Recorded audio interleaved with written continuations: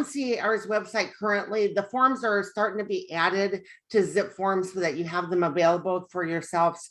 But if you have any input, even after today's class, or you go to CAR's website and you take advantage of all the resources that are there for you, and you have any questions or input on how the format is, you can email CAR forms, excuse me, CAR forms at car.org. So it's CAR forms at car.org. Okay, so up at the top of the page is right now they are ready to pretty much roll this out. I worked with a couple of the attorneys over at CAR and had some questions that I wanted them to answer for me that I'll cover with you today in the meeting. So I wanted to let you know that this is the way that it's going to be, unless there maybe will be a few minor changes, and that will be it when they roll it out. Okay, so up at the top we have pretty much same thing: California Residential Purchase Agreement, joint escrow instructions. I'm always one that will say to you, when we're looking at a contract or we're looking at a form, pay attention to anything that's in parentheses, because they want you to be aware of it. They want you to understand it a little bit further. And it also, sometimes the parentheses, as you can see here, will let you know what the abbreviation is besides the date. Different things throughout the contract I'll point out to you also. So up at the top of the page, you've got date prepared. This is a new item, and it basically is just an item that was put there because it's easy to refer to. You can go back to it when you're drafting an addendum, a counteroffer, anything like that, or putting something else into the transaction. You can always look at the date prepared of the actual offer itself. Offer is the same, offer from is the same. A lot of this is going to be similar to you as the rest of the contract. A lot of the contract has remained the same and intact as far as the verbiage of each of the paragraphs. Some of the paragraph numbers have changed, but some of the more important paragraph numbers, like paragraph 14 that you're currently working with, have remained the same number. So a lot of it will be familiar to you. The nice part about it, as you'll see, is that they have helped you out in the sense of they've extracted out everything as far as time frames and contingencies and dates and things that we negotiate in a real estate transaction. So up at the top, we've got, this is an offer from, buyer's name, that's common. You're used to filling that out now. The property, I want you to pay just a little bit of attention to the property. You might underline it, you might highlight it. As we get into the further pages of the contract, this is going to encompass the majority of all residential 1 to 4 properties. Okay, so that's why they are saying the property, because no longer will you have a separate purchase agreement for, like, for example, a manufactured home and some other properties as we get to that content. So the property to be acquired, fairly a new phrase there. And then, of course, I always remind everyone under section 1D, buyer and seller are referred to as the parties. The brokers and agents are not parties to the agreement. So as you know, I mean, it's all relationships, all communication, all negotiation. Through your agency, you're working on behalf of your client, but your client, and being the buyer or the seller, are the actual parties to the contract. So anything negotiated amongst agents should be on separate documentation altogether, because the purchase agreement, as you know, is just for a buyer and seller. Okay. If you master the listing contract and the purchase contract, everything will fall into place for you as far as the understanding, having the knowledge of how a transaction takes place from start to finish. So as we go through this, I'll be pointing out some of the key things again. Agency is not changed at all. Agency will print out. So being that said, up at the top of the page, as you see, this new purchase agreement is 16 pages. That's a lot to digest, but it could add on to that 16 pages. It could be many more, because it just depends on boxes that are going to be checked, forms that are going to be incorporated into the contract based on that. But something like this, it'll automatically print out, because CR knows still to this date, there's not that many agents that use buyer agreements buyer representation agreements, and the agency isn't already done prior to this offer being written. Okay.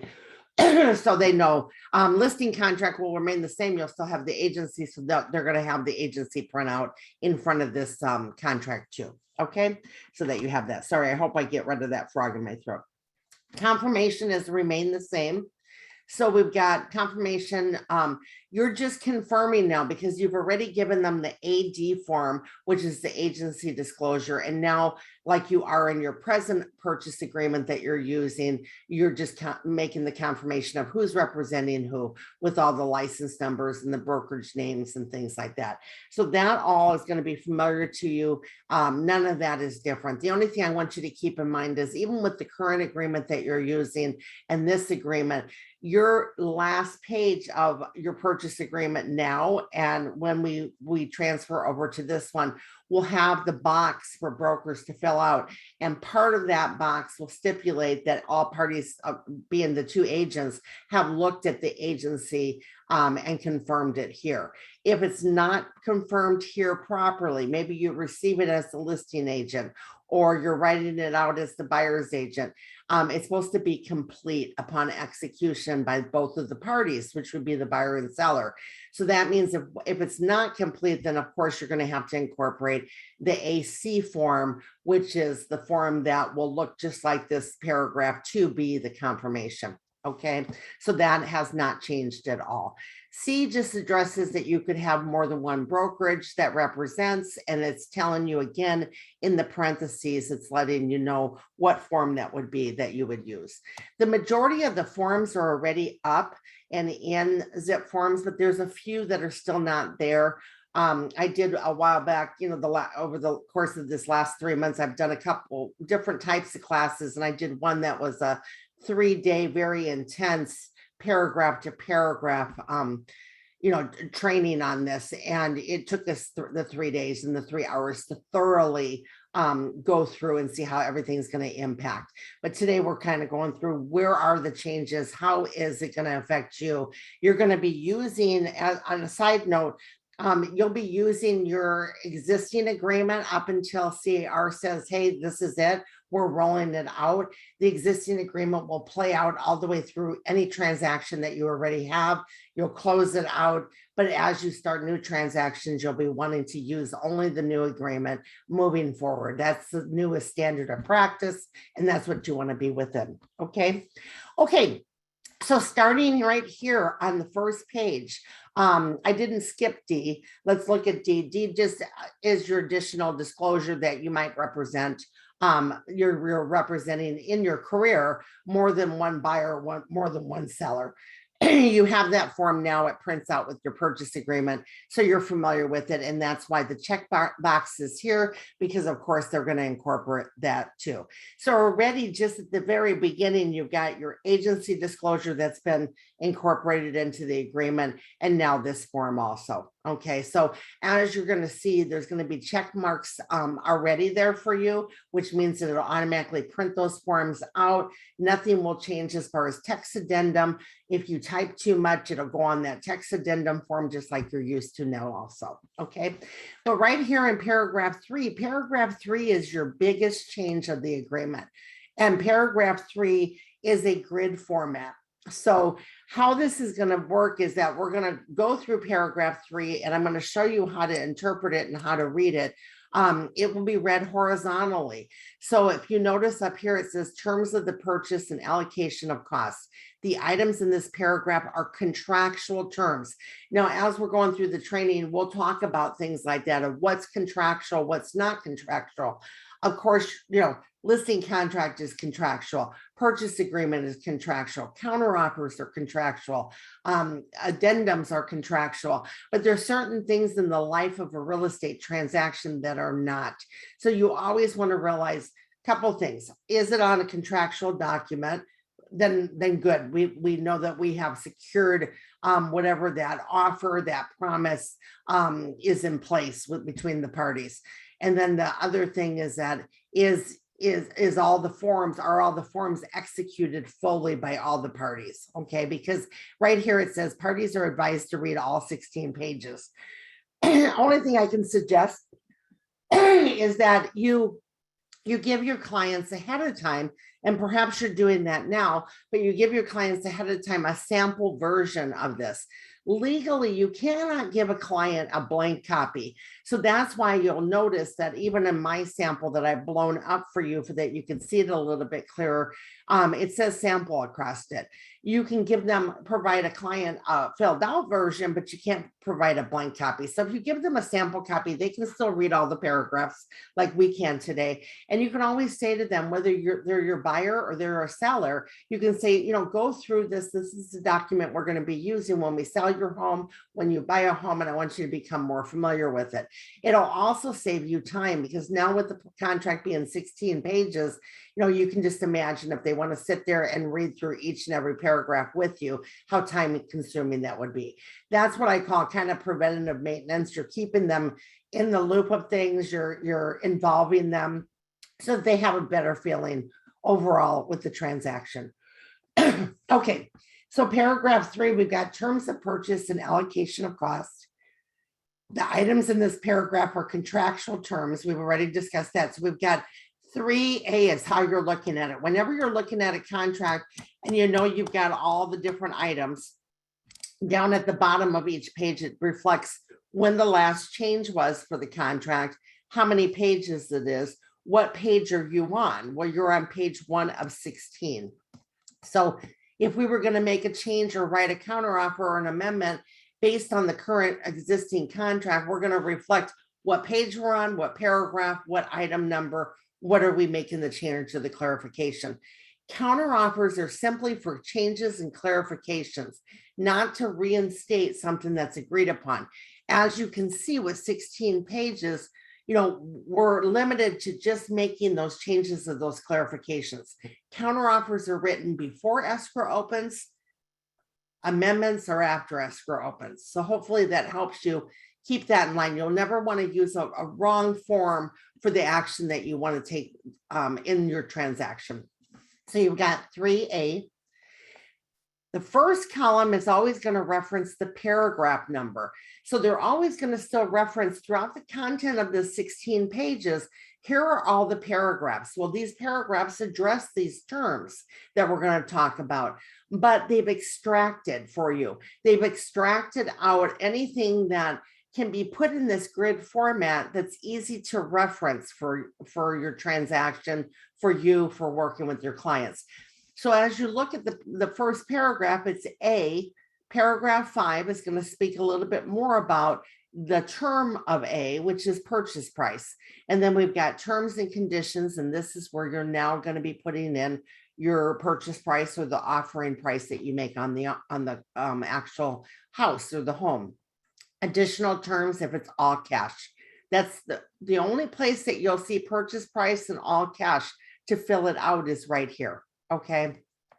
Paragraph 5, if we just kind of glance at it in the first example, I'm not going to do this on every example, but as we get through all the grid format, and let's go to paragraph 5. Let's see here. The grid format, the new grid format, as you probably have already noticed when you got the handout, covers a large amount of space. It covers almost nearly a full 3 pages. But as you can see in paragraph 5, this is what you're commonly used to. I mean, you're used to the structure that it is now, but what they're doing is they're extracting the details. And then they still go into paragraph 5 and say, hey, here's additional terms affecting the purchase price. Buyer represents that funds will be good when deposited with the escrow holder. All of that is common verbiage for you. So what I want you to realize is this is not going to be a huge change. This is going to be mainly a formatting change. The format is going to the grid format. And what they've done is they've extracted the terms, the contingencies, and so forth out of it. You're still going to be able to reference more detail in each specific paragraph. And this is why I'm pointing this out with the first one. So they're still going to go into that purchase agreement, paragraph 5, initial deposit, increased deposit, retention of deposit, the verbiage for all of that. So when we get to that paragraph 5 in more detail, I'll cover it in a little bit easier format, but let's go back to the grid where I can show you. Okay. So then we've got 3B, no paragraph is referenced. Close of escrow, which was somewhere else in the agreement that you're currently using, close of escrow. And then we've got how many days after acceptance for close of escrow or on a specific date. So again, terms that you're used to seeing are there. It's just that you're going to fill it out in the same format. So it's just going to be in the grid format. Paragraph 3 is extracted from paragraph 3C, excuse me, is extracted from paragraph 32A, expiration of the offer. So we have 32A is the reference paragraph. So when you're going back and you're going to say, okay, now I'm going to study this grid, you can look at it and go, okay, 3A, paragraph 5. Let me take a look at paragraph 5 in more detail. Okay, now I'm on 3C. They're talking about paragraph 32. I'll look at paragraph 32 in a little bit more detail. So see that this is what they're doing, is letting you know where it's found in more of a description somewhere else in the content of this purchase agreement. Okay, so we've got expiration of the offer. 3 calendar days is the default. If you hear me say default, that just means that's the given setup time period. So it's a time period where you know, this is what they're saying that is the most common, but it can be changed or altered when you see a line for the date or the time. So you got 3 calendar days is the default after all buyer signatures or on a specific date at 5 p.m. or at a different time. Okay, so over here, additional terms, there are no additional terms for close of escrow, expiration of offer, but there are paragraph numbers for the first one, 3A and 3C. Okay, so you've got close of escrow is just independent of itself, a terminology inside the agreement. That is a contractual term. Okay, 3D1. 5A is the paragraph of reference. So they're going back now. You're seeing that more of this purchase price, initial deposit, increased deposit, that's all going to be in the contents of 5. Okay, paragraph 5. So each time when you're referencing, if you want more detail, you would go and reference that paragraph, but the main content of each paragraph has been extracted into the grid. Okay, so you've got paragraph 3D1, referencing paragraph 5A1, initial deposit. Initial deposit, what is the dollar amount of the initial deposit? What percentage of the purchase price is that? Okay, then it says percentage number above is for calculation purposes and is not a contractual term. Additional terms would be within 3 business days after acceptance by wire transfer. See, a lot of this you're already familiar with. So they haven't changed the time periods and they haven't changed what the actions are initially in writing the offer, making the deposit, etc. They're just moving it into a box grid format for that you can easily reference all the terms. Okay, so at the beginning, this whole section at the beginning in paragraph 3 is paragraphs title or contract term, terms and conditions, and additional terms. All right.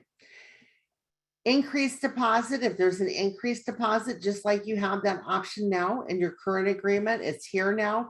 The only difference is they have renamed the form that you were used to being named RID, Residential Increase of Deposit Form, to DID. So as you can see in parentheses, it says money placed into escrow after the initial deposit, you should use the form DID at the time the initial deposit is made. What is that initial deposit? Is a percentage? Is it a dollar amount? Upon removal of all contingencies is the default for when that increased deposit would go to escrow, or you can put in a specific date. Now, not a lot of times do you see the increased deposit held or used in that format because of that form primarily. So let me just kind of recap on this just a little bit.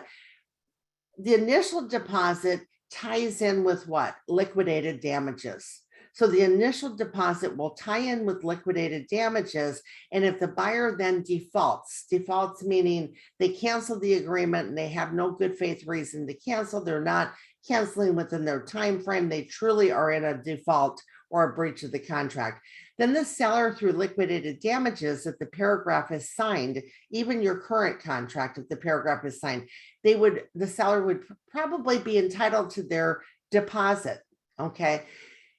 If there was an increased deposit, then the RID form has to take place. So, for example, $1,000 now, initial deposit. I'm just giving you a figure out there. $1,000 now, initial deposit, and then 10 days, or once they remove all of the contingencies, whatever it may be, they're going to increase the deposit by another $4,000, making it a total of $5,000. Well, if liquidated damages is signed and the RID doesn't come into play with your current agreement, or in this scenario, if liquidated damages is signed and this happens and the DID doesn't take place, then only the initial deposit is the loss or the maximum exposure of the buyer. So a lot of times agents will, in counteroffers, stipulate the buyer is to just, rather than increase deposit with that verbiage, they're to replace the deposit with a larger deposit amount. If that takes place and it's a replacement of the initial deposit, the DID does not have to be used. Okay, or currently the RID. So hopefully that kind of explains it to you. This is a good format of this grid format, because it's easy for a listing agent to really take a look initially at the offer and see all the pros and cons. And as you know, through zip forms, you have many forms. CR, NAR, they're wonderful resources for you. You need to take advantage of those resources. Calendar it in for 2022, that you're going in there periodically and you're pulling and you're extracting the content that they give you there, because they give you a lot of valuable resources. Back years ago, a lot of this stuff wasn't available, and today you have so much available for you. Okay, so just be aware, increased deposit, and how that's going to play. And when we get to that paragraph of liquidated damages, I'll cover it a little bit more. Under paragraph 3E1, 5C is the paragraph that they're addressing, paragraph 1 of 5C, loan amount. And if you read it horizontally, we've got the first loan amount, and you're calculating that. So you're still doing the same calculations. You made your purchase price, offering up at the top, your initial deposit. Is there any increased deposit? Now we calculate the loan amount. So if the buyer's coming in with, 10%, you're doing that math, you're calculating that. So you're saying, okay, the first loan is this amount. What percentage of the purchase price is it? And what type of a loan is it? The default, like it is now with your present agreement, is conventional. So it says conventional, or if checked, then you're incorporating what it is. Is it going to be an FHA? Is it going to be a VA offer? And if that's the case, they're reminding you in the parentheses, hey, don't forget, these forms have to be incorporated if you're checking that box. Okay. So when you're checking that box, you're aware, okay, I'm going to be having to attach these other forms. They're going to become attached to this agreement now. So now that 16 pages with the agency, with the could represent possibly multiple buyers and sellers. Now we're adding to it, right? So this contract could end up evolving into 20 plus pages, correct? Okay. So we've got, in that loan amount box, interest rate is on the next line. They're assuming it's a fixed rate. That's going to be the default, unless you check the box and you make it an adjustable rate, not to exceed whatever that adjustable initial rate is. And this is where I would like, maybe even on a daily or a weekly basis, work with the lenders and get an idea and know what those rates are, for that you're writing in the appropriate thing as time goes on and things change in real estate. Okay. The next item is points. Buyer to pay 0 points is the default, or up to a certain percentage of the loan amount. So a lot of this is, like I said, it's in the content of your existing current purchase agreement, but it's been changed to the grid format here. There are some new items that they've added, but right now I just want to make you aware of how it's read and how you're understanding it. On this particular page, I have another form that I've gone through line item by line item, and I've highlighted and so forth. And if you would like a copy of that at the end of class, just email me and let me know. Okay, but on this first page, there's not many changes. There's not anything that I want to point out to you in my notes that are completely brand new, other than the actual placement of how this is represented in the grid format. Okay, so now we've got interest rate, and then we have conventional is the default, or if check, seller's financing, or another. And then they go into points. Buyer to pay 0 points is the default, or up to so much percentage of the loan amount. Okay, so if you notice, the first part of this grid is a lot like the first page that you're currently using, the purchase agreement that you're currently using. It's just in a different format. So you've got item number 3. We're still in paragraph 3, and we will be for the next page or two. Paragraph 3E now. Paragraph 7 is the reference paragraph. Occupancy type, okay. Primary, that means buyer's going to occupy the property, or if checked, it's secondary or an investment property. So now you've got a little bit of a change there. We always had to say if it was an owner occupied, or the buyer was going to live on the property, but now you've got a little bit of a change here on the secondary and the investment property.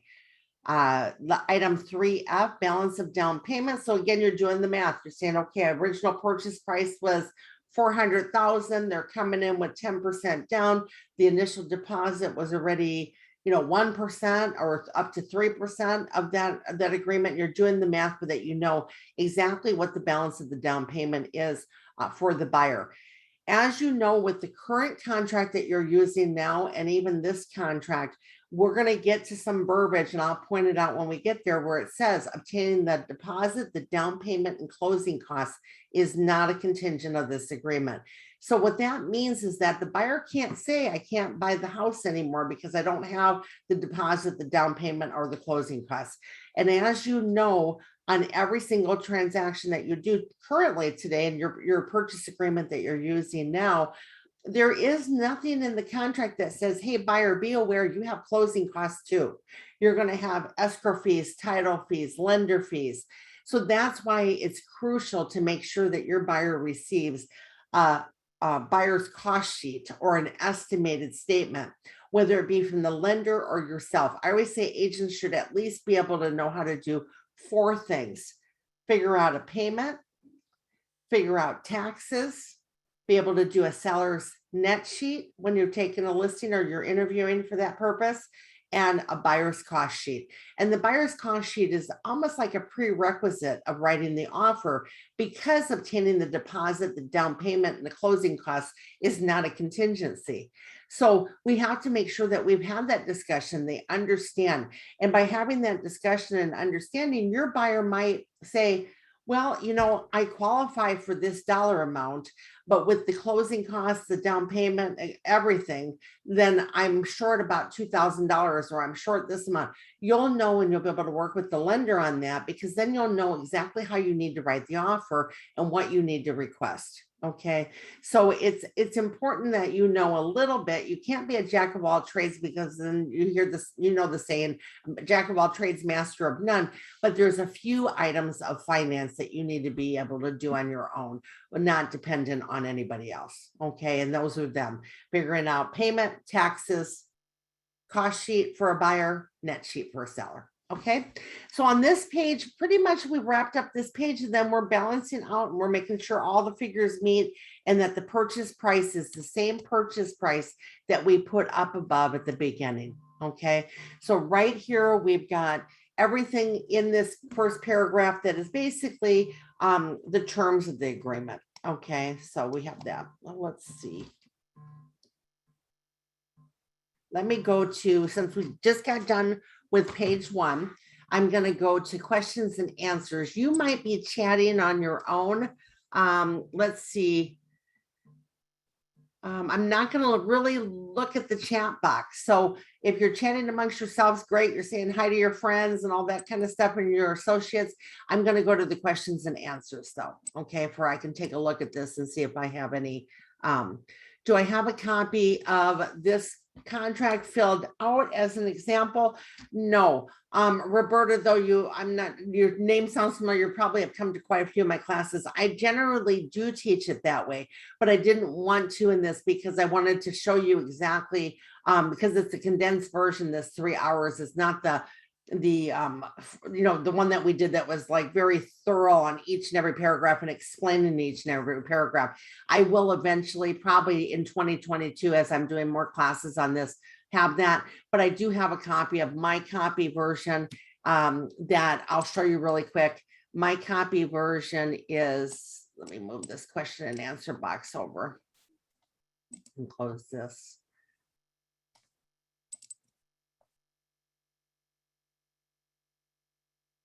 Which is highly noted all throughout. And so therefore, if you guys want a copy of this so that you can review it in a little bit more detail, of course, you'd have to be able to understand my, everything that I write as far as my, handwriting, I want to say, then it's available for you. Okay, so that you have it. My email is very simple. If you don't know it, it's lisa@lisagerdes.com. Okay, as I can, I'll type it in for you in a little bit. Okay, regarding 3B, close of escrow, there's no place for the time. Well, there is a place for the time, but it's in 3C. Okay, so keep in mind as you're reading through this, you've got, close of escrow so many days. Now you got 3 calendar days, and then you've got the time frame that you can keep as the default, or you can change it. Okay. Can you type anything in additional terms 3B or C? No, this is not going to be a box that you're going to be typing in additional details. And with that, that's a great question, because with that being said, they do not encourage you at all to be wordy in an agreement. This is why they've limited what you can write. And we're going to get to some details on the next page of why it's so important to be very careful in how much you add to a purchase agreement, because you're simply filling in and noting what's applicable to the transaction and what's not. You don't want to be wordy, because that could raise some more red flags in the transaction. So anything like this that you see grayed out, we're just going to call this color, even at the top header of the paragraph, the color gray. Anything grayed out is not an option for you to fill something else in. Okay. Let's see here. Good morning. I've got some good mornings in there. That's great. Can we still use a cover letter, and will all the information transferred? If you mean the cover sheet for zip forms, yeah, I mean, I do that class too, but that zip forms cover sheet will automatically go in there. And then you've also got that Connect program that can extract the information from the MLS. So again, really in this business today, with as detailed as these contracts have become, it's so important. I mean, as much time as most agents spend on social media and those type of things, schedule, make it a point to schedule that time each and every week, at least a half an hour to an hour set aside to go into the resources that are provided to you through your membership. You've got, your local association, which is Inland Valley Association of Realtors, wonderful. Then you've got CAR, you've got NAR. All of them, you can tap into a lot of resources. It's getting familiar with what's there, what's at your fingertips that you can use, not fingerprints. So anyway, I just highly encourage that. For deposit, do you put both dollar amount and percentage, or just one or the other? I would say that you should just do one or the other, like you're doing now. Hopefully you're just doing one or the other. Okay. And then that will automatically adjust, of course, as a additional note, if there is a counter offer or there's a change in price and things like that. Okay. Does the percentage amount have to filled out, or is the dollar amount sufficient in terms of the initial? So again, I mean, that's kind of like a repeat question. I put one or the other for that. It's stipulated once, and then you've got it, and then it'll change accordingly with counter offers and amendments and addendums and things like that. All right. Well, I'm not the one. This question here is, were the changes really necessary? I believe that they were, because, as you know, there's a legal hotline. That's also a perk that you get with your association membership, but there's a legal hotline, and a lot of the calls that they get on contracts, on transactions, on what's going on today, This contract, I'm dating myself, but 32 years, going on 33 years, I've been in the industry and I've been teaching contracts. And I'm going to tell you something. You know, when I started in the industry, it was 2 pages, and then it's evolved, and it went to 6, and then it went to 8, and it retracted, and now it's expanding. What's happened is, you know, California is a very, you know, I don't want to say litigious state, because knock on wood, we never want to see you go into litigation. But a lot of the calls that they were receiving, a lot of the complaints, a lot of the arbitrations, a lot of the, short, you know, the small claims courts and things like that were based on the contract. So the contract has been added, amended, etc., based on all those factors. So I would say that if they were going to give you an answer, they'd say absolutely yes. Okay, that it was necessary. Okay, let's see if there's anything else. I don't want to spend too much time on questions. I know that you would have, yes, email me if you want a copy. Do not put it here, and do not put down email me here on this, because what will happen is it will be, I won't be able to see the content of the chat box anymore. So you're going to have to just email me, okay, and let me know that you want any of these items. And I'll repeat that at the very end. I'll type in my email address, and then you'll have it. If you haven't written it down, just my name at lisagerdes.com. So let's see, is there anything else I wanted to 3C, 3 days will count Saturday or Sunday. See, now that's just part of knowing your contract, knowing your verbiage of the contract, the days, everything. I can't stress enough that you need to, a lot of this, I'm seeing some of these questions come up. A lot of this is just really taking a note of the knowledge of the contract, and we'll cover a lot of this stuff as we're continuing on. So let's go ahead and continue on. When I say knowing the contract, I want your primary focus in this business, if it's not already, on learning the listing contract and the purchase contract. Those 2 contracts tie in with each other. Those 2 contracts tell you everything from start to finish of a California transaction. So when we're looking at it today, we're simply just looking in this 3 hours, 16 pages covered in 3 hours is a rapid pace. We're looking at what changes have taken place from your existing contract today. But when you go back and you study it more thoroughly and you understand it more thoroughly, it's reading it in this format. This is why I'm pointing this out to you when we get on this grid, is that each and every paragraph that's referenced, see, we're still going into paragraphs and terms. On page 2 now, here we are, property address is up at the top. That's always been for the same reason. The only reason the property address has always been up at the top is because it is something where if the pages get misplaced or out of order, you know what property it goes to. Okay, so you've got that. But you've got down here now, we're still paragraph 3, even though it doesn't say it up at the top of the page. We're still in paragraph 3, and now we're addressing paragraph 3G1, 5E. Seller credit, if any, to buyer. Right now, what they've done, and going back, I'm going to go back to that question of was it necessary? Well, right now, what they've done is they've tried to make it in a format, a grid format, where all the terms, all the contingencies, everything is up in front, forward for you, so that agents aren't writing things all throughout the contract. The problem that comes into play with the majority of these transactions is that agents feel like they have a need to write, and they write verbiage, and it's actually not recommended. And you're just trying to set terms, conditions contractually in this agreement. So what they've done is they've done it in a grid format for everything is there up front and forward. So right here, if you notice, they put a spot. G1 has seller credit, if any, to buyer. Now, if there's none, it can be completely left blank, because as the contract reads over 16 pages, anything filled in, checked, is incorporated. Anything left blank is not part of the transaction. That includes if there's a signature missing at the bottom of the page.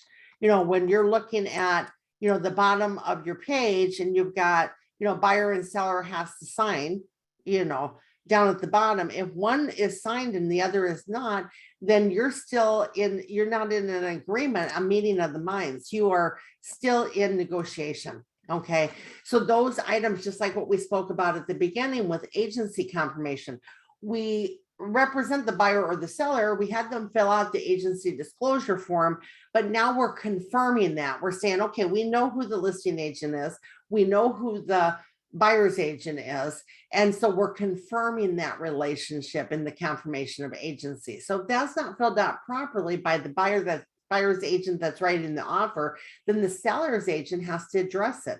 Okay, so that's even with your current agreement. So we're not covering, so much, why the changes took place, but why the changes are better for you, I believe, is because everything's up front and forward, and it's given a purpose and a spot for every item that we know we're dealing with on a continuous basis in our transactions today.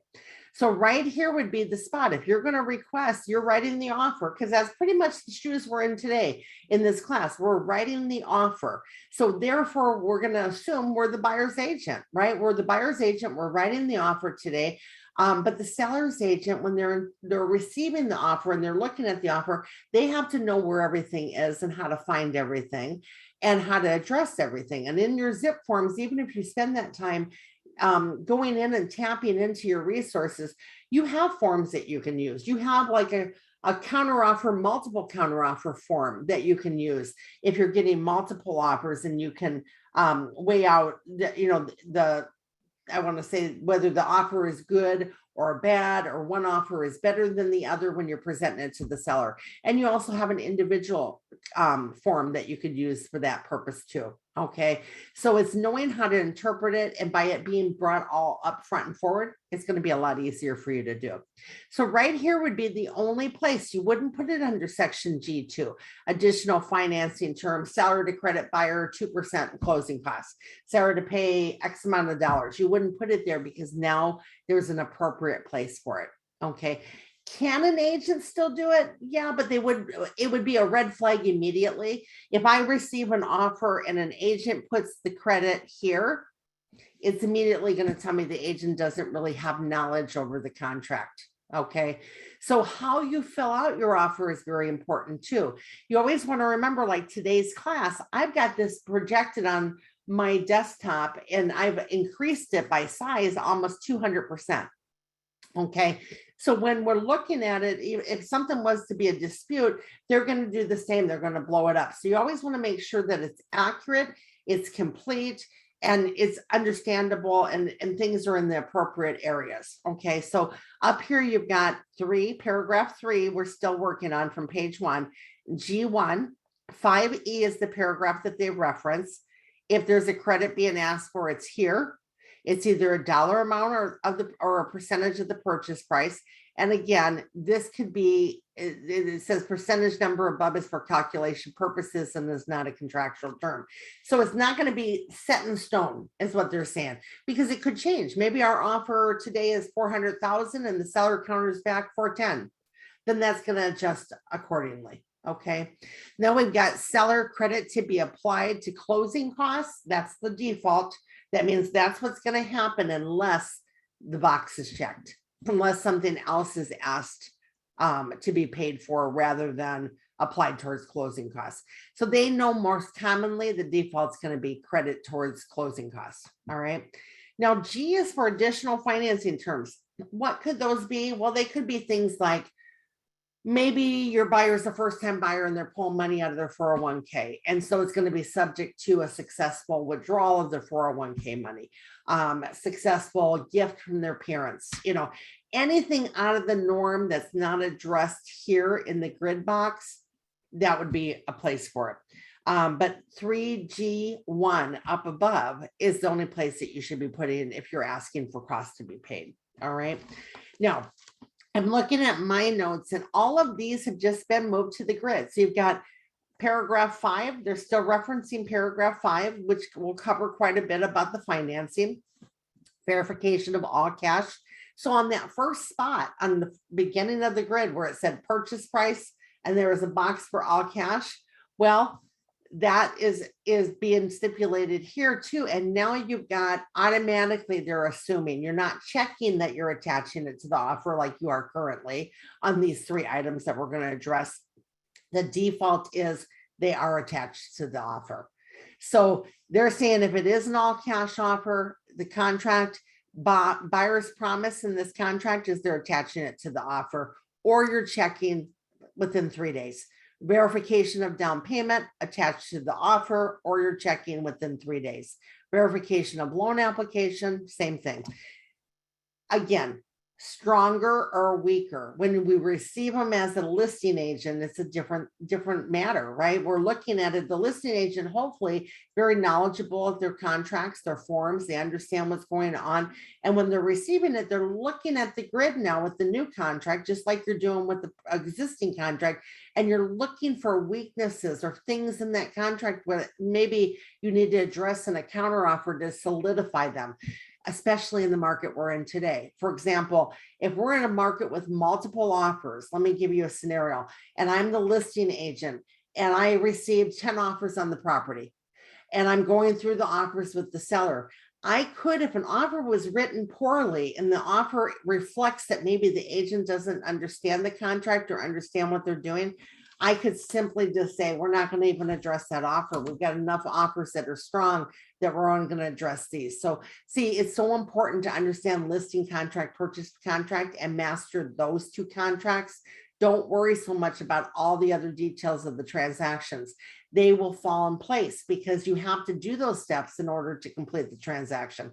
But understanding and having the knowledge of your listing contract and your purchase contract is your number one priority. Okay, so here it says automatically. So if I was to write a multiple offer situation and I decide, oh heck, I don't want to supply that to them right now, I'm just going to write the offer really quickly and I'm just going to say they'll get it within 3 days.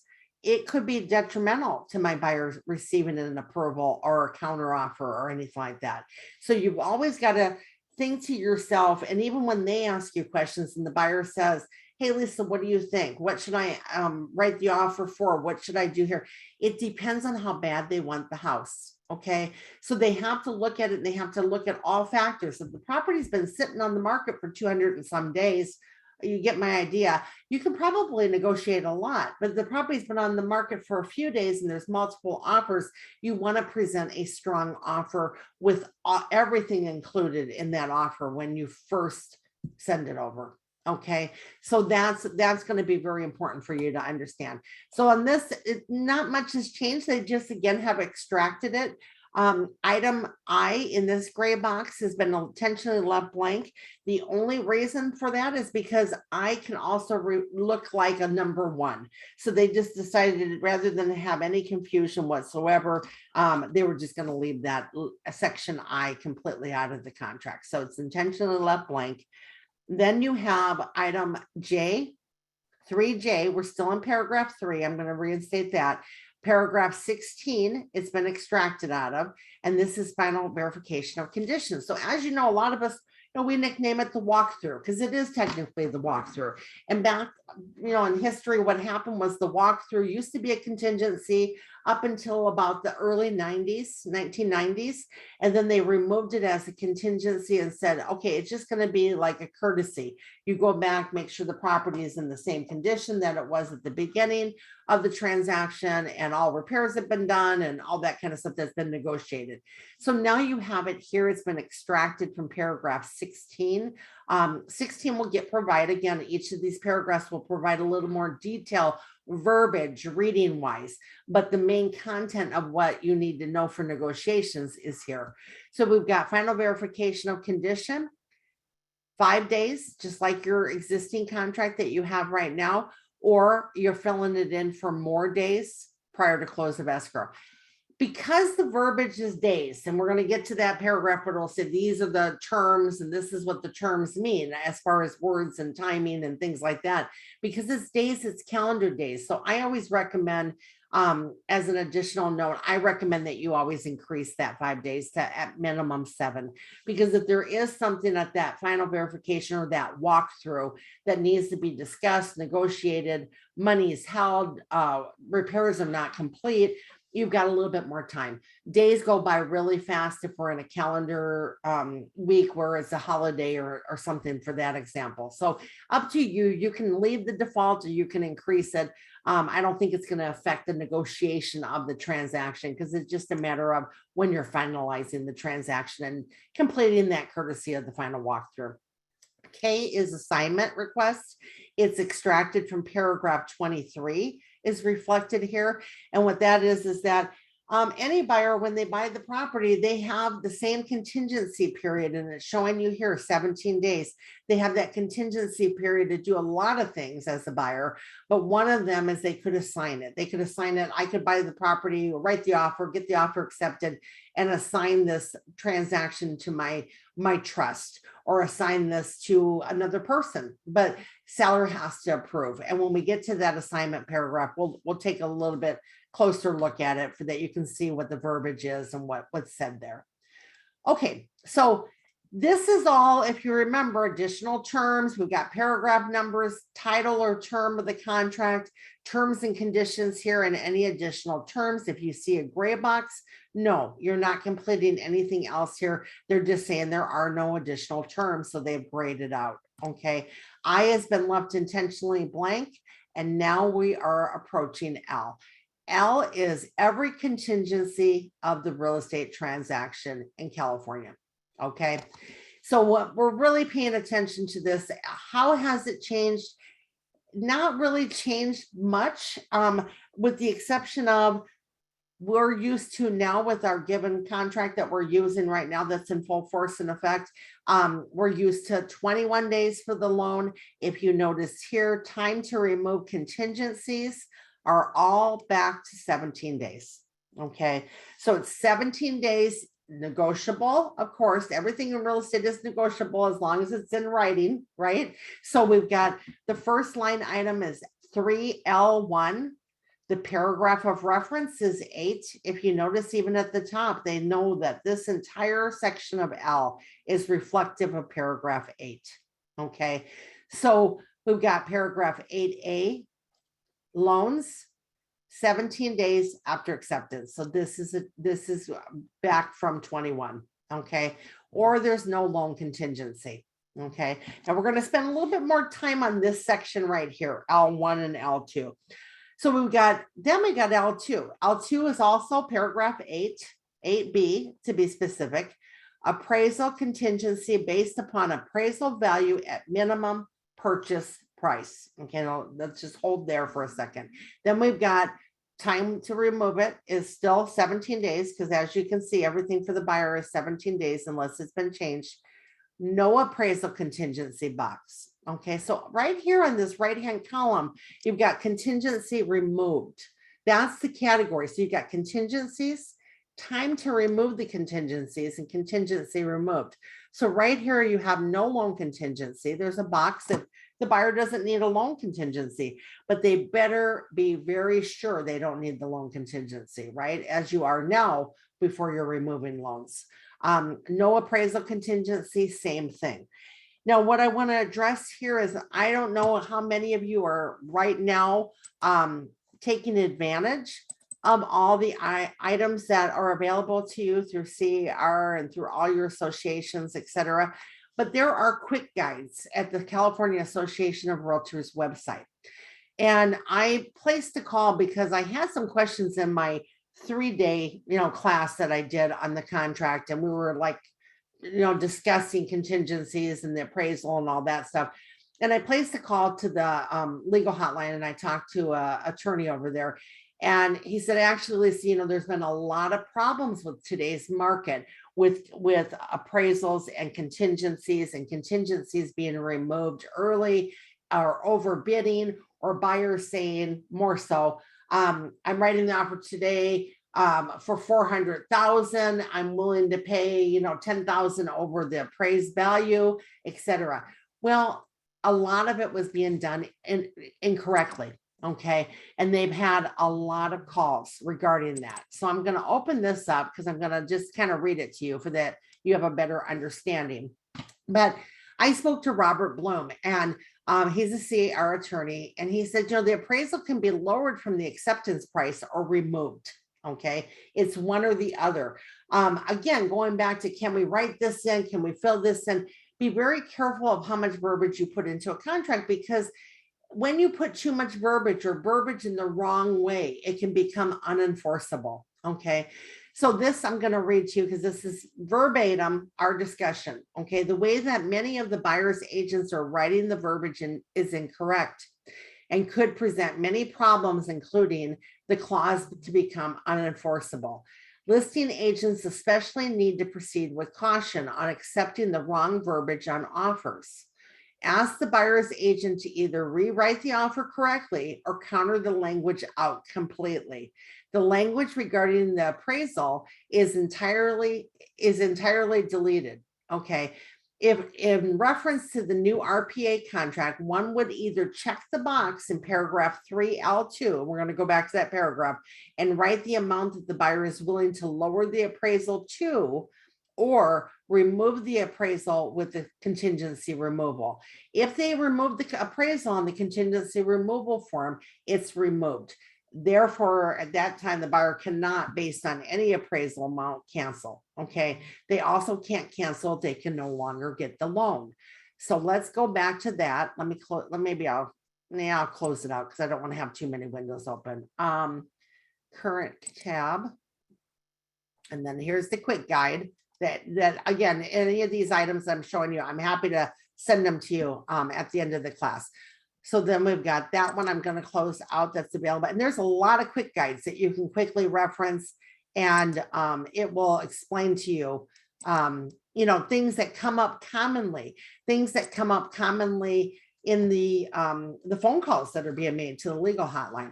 Okay, so we have here, if we take a look at section 3L2, okay, appraisal contingency is based on the appraised value or a minimum purchase price. That's a given. That's already stipulated in the purchase agreement that you have today. What we have to be careful of is if an agent is writing an offer and they're removing the appraisal contingency and they're saying they're willing to pay X dollars over the appraisal, then if the appraisal comes in, maybe the offer says they're willing to pay $10,000 over the appraisal, and the appraisal comes in $20,000 low. Okay, then you've got a problem because you're agreeable to the 10, but you removed your appraisal contingency already. So you can't cancel based on the appraisal, and you can't cancel because now you can't get the loan because you can't come up with the difference of the entire 20. So see, this is where the problem's coming into play with the overbidding that's going on currently. And every market will adjust out, on what's going to happen and what's going to take place. But we got to be very careful on how we verbalize it. And that's why I recommend that you go through, after today's class, you go through that quick guide, you read it, you understand it, and you understand even moving forward with the current contract that you're using today, whether you're writing offers or receiving offers, understand that if the loan contingency is removed, you can't use that to cancel for anymore. If the appraisal contingency is removed, you can't use that to cancel anymore. Okay. So it's actually two actions, not just one. Okay. So then further on, we've got paragraph L3 referencing two paragraphs now, 8C and 12, because investigation of the property is called out in several of the paragraphs throughout your existing contract and this new contract. So a lot of these paragraphs, none of these paragraphs really have changed. They're there right now, what you're working with, and they're just extracted as far as your time periods of the contingencies and what those contingencies are. If anyone was to ever say, what are the contingencies of the contract? Well, they're all right here now. The beauty of this new agreement is it tells you right here every contingency, and it also can keep you kind of on a time frame if you got some type of a transaction timeline format that you're using to keep track of everything that's going on in your deal and making sure that you're doing things within the timing that you need to on who you represent, buyer or seller. That's a perfect way to be able to see right away, okay, if I'm representing the buyer, these are the things that I need to do. But if I represent the seller, I need to be sure that I'm kind of on top of the buyer and the buyer's agent to remove those contingencies as they go along and they proceed with the transaction. Now, keep in mind, with this new format and with the format that you're currently using that's in place, it never says, buyer, wait to be asked to remove your contingencies. the verbiage of the contract presently and in this current agreement that we're looking at that's going to be coming up in December, it says that buyer, you have so much time, you have 17 days to do your due diligence, do what you need to do as far as investigating the property, reviewing the seller documents, getting your loan appraisal, all those things, terms met, and removing your contingency. So you either remove your contingency or cancel the agreement. Nowhere in the verbiage of the existing contract or this contract does it say wait to be asked, nor does it say wait until they send you a notice to perform. Okay, so you've got to know that in representation that's the promise. The promise is, hey, buyer's writing the offer, buyer's saying they're going to do all these items, they're going to remove their contingencies or cancel the agreement within that time frame. Okay, so just want to remind you that it doesn't say wait to get the contingency removal. Now, seller's agent does have the duty of making sure that they're doing those items, and that's why the forms are there. Same as the buyer. If the seller's not presenting the buyer with the documents that they need to within their 7-day period, then they have a right to say, hey, notice to perform. I'm giving you a notice and you need to do it within a few days. Okay, so all of that is still the same. It's just that I want you to realize that on both sides, it doesn't say wait to be asked. It says you're automatically to be proactive. You're automatically promising that you're going to do these items and either remove your contingency or cancel the agreement. Okay, but when we're removing contingencies early, like in the example of 3L, 1 and 2, we've got to be very, got to kind of proceed with caution. Are we removing them? Is it safe to remove them? And that might be something that you'll want to have a discussion with not only your buyer, but also the lender that you're working with at the time too. Okay.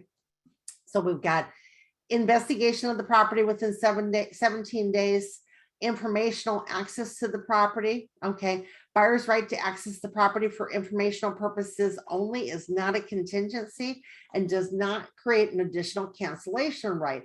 Well, obviously, this has been a problem in the past, right? So what it means is that they've got 17 days, unless it's been changed, right? Unless they've shortened it or they've lengthened that time period, their contingencies for the buyer is a default of 17 days across the board, okay? Well, if the 17 days is in a perfect world, they're doing everything they need to do and they're removing their contingencies and satisfying themselves on everything that they had a right to investigate, right? But if they decide that they want to go back to the property on day 21, okay, and now they find this new thing that they want to talk about, that's what that sentence is implying. It's not to open up a can of worms and be able to keep going back. It's for informational purposes only if the seller allows it. See, technically, because of the time frames, if you're the listing agent, the lockbox can be removed on day 17 unless there's been an extension of time in place. You don't want it to be a 30-day, 45-day, 60-day of, just go back as many times as you want with as many people as you want, right? So this is why they're addressing things that are red flags, things that come up, things that promote calls to the legal hotline. They're addressing those in the verbiage of the contract, okay? So you've got that. I'm looking at my notes to see if there's anything in those above sections. Okay, so then we've got paragraph 3L4, referencing 2 paragraphs of the contract, review of seller documents. The seller has what? 7 days, okay, to supply all those items, but buyer still has 17 days to review them and remove, okay, the contingencies for those items or sign off on those items, all right? Prelim, same thing. All of these have taken place now with your current agreement. It's just that they're in a lot of different areas, a lot of different paragraphs. So you're not going through now and paging through and saying, I know that verbiage or a little bit more detail is in a certain paragraph, but what paragraph was it and how many days did they have? Everything again has been extracted front and forward for that you can find it immediately as far as the time frames, the contingencies, the terms, all of that to the front 1, 2, and 3 pages of the contract in the grid format. Okay, if you want more detail of what that covers or talks about, the paragraph is the paragraph that they're referencing for you to go and read and to understand it a little bit more. And that's currently what you're working with with your current agreement, is that everything's in that paragraph, including the timeframes, etc. Okay, so it's just referencing here that. Now over here on the right, it says removal or waiver of contingency. And if you notice, this box covers L3 to L7. Okay, and it says any contingency in L1 to 7, okay, all of them they're addressing, may be removed or waived by checking the applicable box above or attaching a contingency removal form. So again, if you receive this and this is being checked, you not only want it to be checked when you're receiving the offer, but before you open an escrow, you want the contingency removal for that item that they're saying they're removing. Because see, your seller's taking the property off the market based on the buyer's promise to purchase and based on the buyer's presentation of why his offer should be accepted. Okay, so you've got any may be removed or waived on, with the contingency removal and checking the applicable box therein. Removal or waiver at time of the offer is against the agent's advice. See paragraph 8H. Okay, so it's referencing 8H, and it also has a box here that if this stuff is checked up here, or any of these items is removed, okay, then the CR is attached.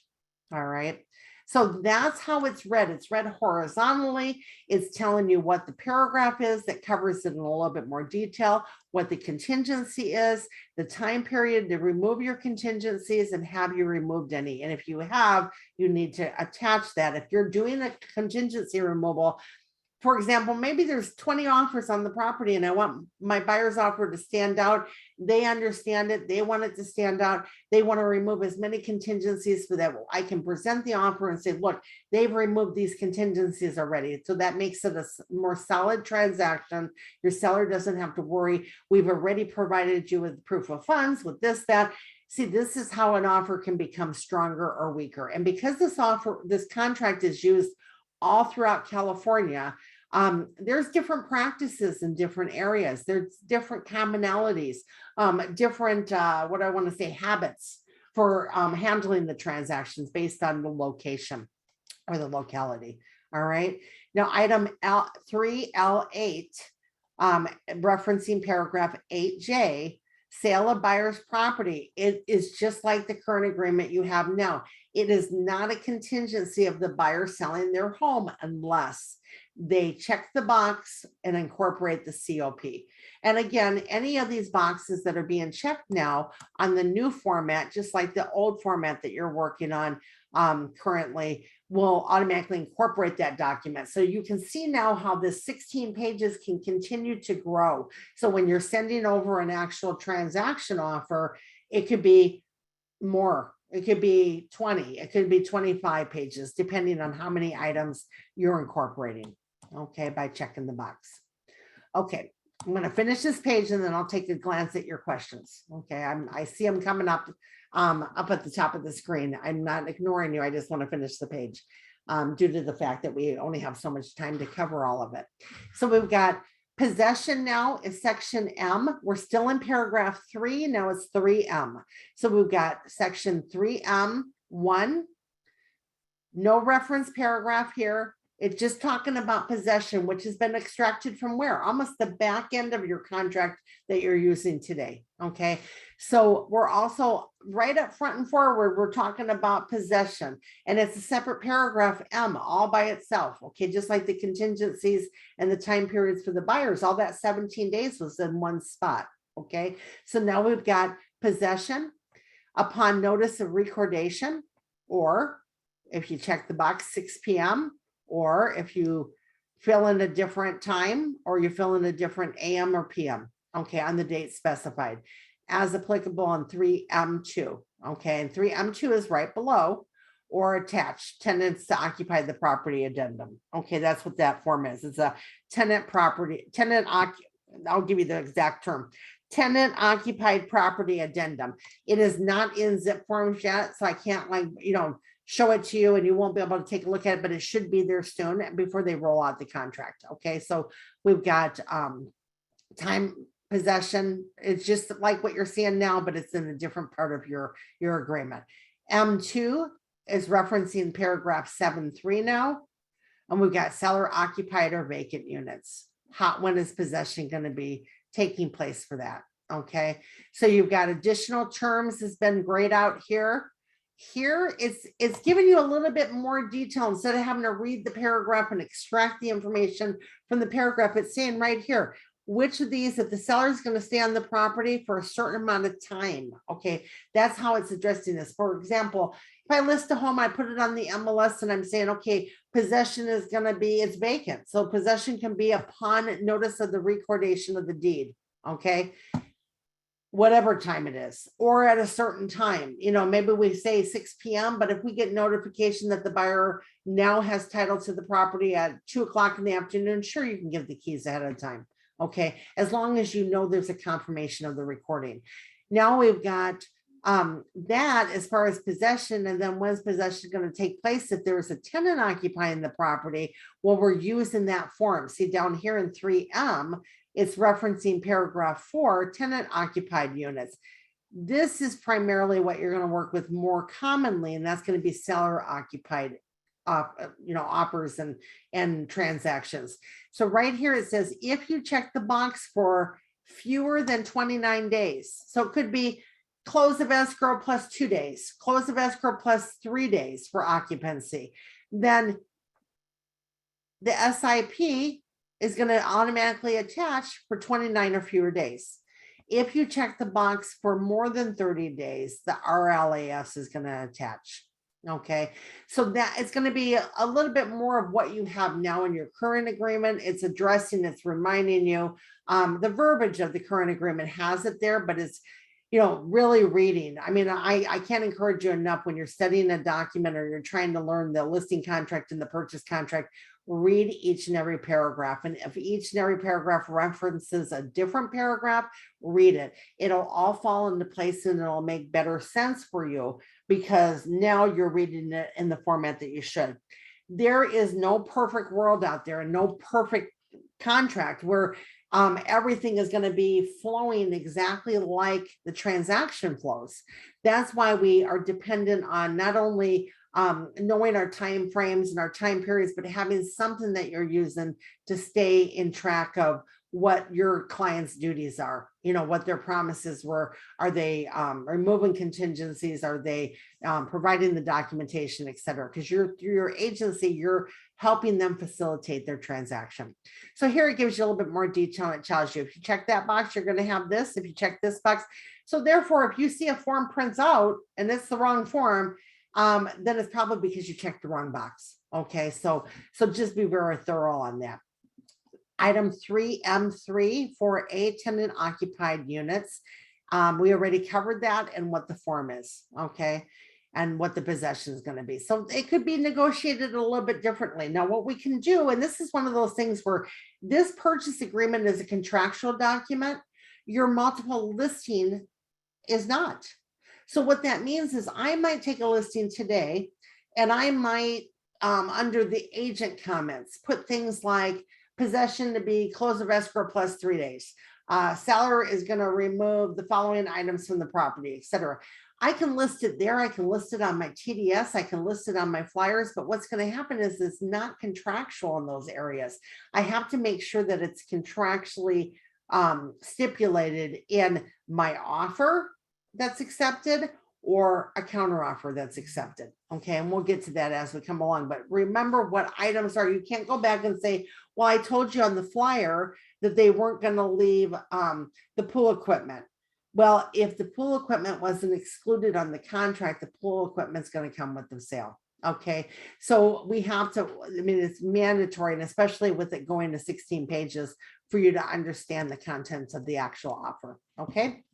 Okay, section N, documents, fees, compliance, and time for performance. Okay, so section N talks about that, primarily the seller's duties. Okay, so we have 14A is the reference paragraph. That's the time frame for everybody, buyer, seller time frames.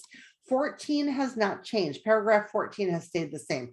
Throughout the new contract, some of the paragraphs numbers have changed, some have maintained the same. So a lot of the content is very similar. This page, for example, I mean, I brought your attention to the appraisal information, but I don't have any notes for anything new on this page, with the exception of this in parentheses, this form. This CAR form TOPA is a new addendum. Okay. Now, what I have done, let me minimize this for a second, is what I have done is on this document here, I just kind of I took a more thorough RPA course at CAR. And with this document here, what I did was I extracted all of the potential addendum names, abbreviations, addenda, and other forms referenced or potentially could be used with the new RPA. Okay. And this too, I mean, I'm more than happy to give it to you. It's just a quick reference of what these forms are, what these forms actual names are. You know, it's funny because even some of you have been in the industry a long time. We know how many slang terms, how many abbreviations we have. Some of you maybe are newer to the industry, and you'll hear an agent say, hey, you know, you need the SBSA or you need the TDS or you need, well, keep in mind when we're working with the consumers, our clients, we want to spell everything out. We want to tell them what they're signing. You know, you're signing the statewide buyer seller advisory, the transfer disclosure document, the trust advisory, whatever it may be, because all that slang stuff is just going to make them nervous, because if you start rattling it off, they're not going to understand what you're talking about. But for you to get more familiar, and I highly recommend after this class and as you're preparing for the new contract, I would create a transaction in zip forms, and I would pull into your transaction, just kind of like a dummy transaction. I would pull into your transaction every single one of these potential addendas or forms. Okay. This is why having templates in place and knowing how to work zip forms and all that is so important, because if I have a transaction template and it's for transactions for residential 1 to 4, I'm going to incorporate every single potential form in there, because then I'm not going back and forth scrolling up and down in zip forms trying to find what documents I need, or looking at my checklist or my sales checklist of what items I need to get paid. I have every potential item in there. If it's not something that's going to be part of the transaction, maybe I have the COP in there, and the COP is a contingency of the buyer's successful sale of their home, right? If it doesn't pertain to the transaction for that particular client, I'm not going to send that form for signature or print out that form for signature or use that form in my transaction. But it's going to be a good reminder for me to go through it and have it there available so that I can recall and say, okay, does this particular property in this example, does it require that form? Okay. So I would get, as soon as that you can, I would get familiar with all the documents that could be incorporated into the purchase agreement when you're using this new form. Okay. Item and again, reference paragraph 14, which is all your time periods. Seller has 7 days. That has not changed. This is all grayed out. You do not have any room or additional terms on these items, with the exception of this one if you're filling in the boxes. So you've got item 3N 19B is the reference paragraph. Sign and return escrow holder general provisions and supplements, 5 days. It's extracted. A lot of times, some of these things, as you're seeing them, and this is why I think that this new contract is so much better, is because it's somewhere in the contract. You're like, oh, I know they have a time frame. They have to return those documents, and usually it's not a question that we have unless there's a red flag in our deal. Maybe the buyer hasn't returned the escrow instructions, or your escrow holder calls you up and says, hey, we don't have the deposit yet. What was in the contract, you're scrambling, you're going through and paging through the content of your offer to find it. This way, it's going to be found on page 1, 2, or 3. Okay, it's going to be there. And as you become more familiar, as you highlight, as you understand the new content of this contract, I think you're going to like it better too. So you've got paragraph N2 19B on the escrow. We've got N3 paragraph 11K is referenced, and that's talking about HOA documents. Okay. Now they've given the seller, this is your time frame that you have to pay for those items that are required to be provided by you through escrow. Escrow generally will call, we'll give the seller instruction on how to get those documents that are required through the HOA.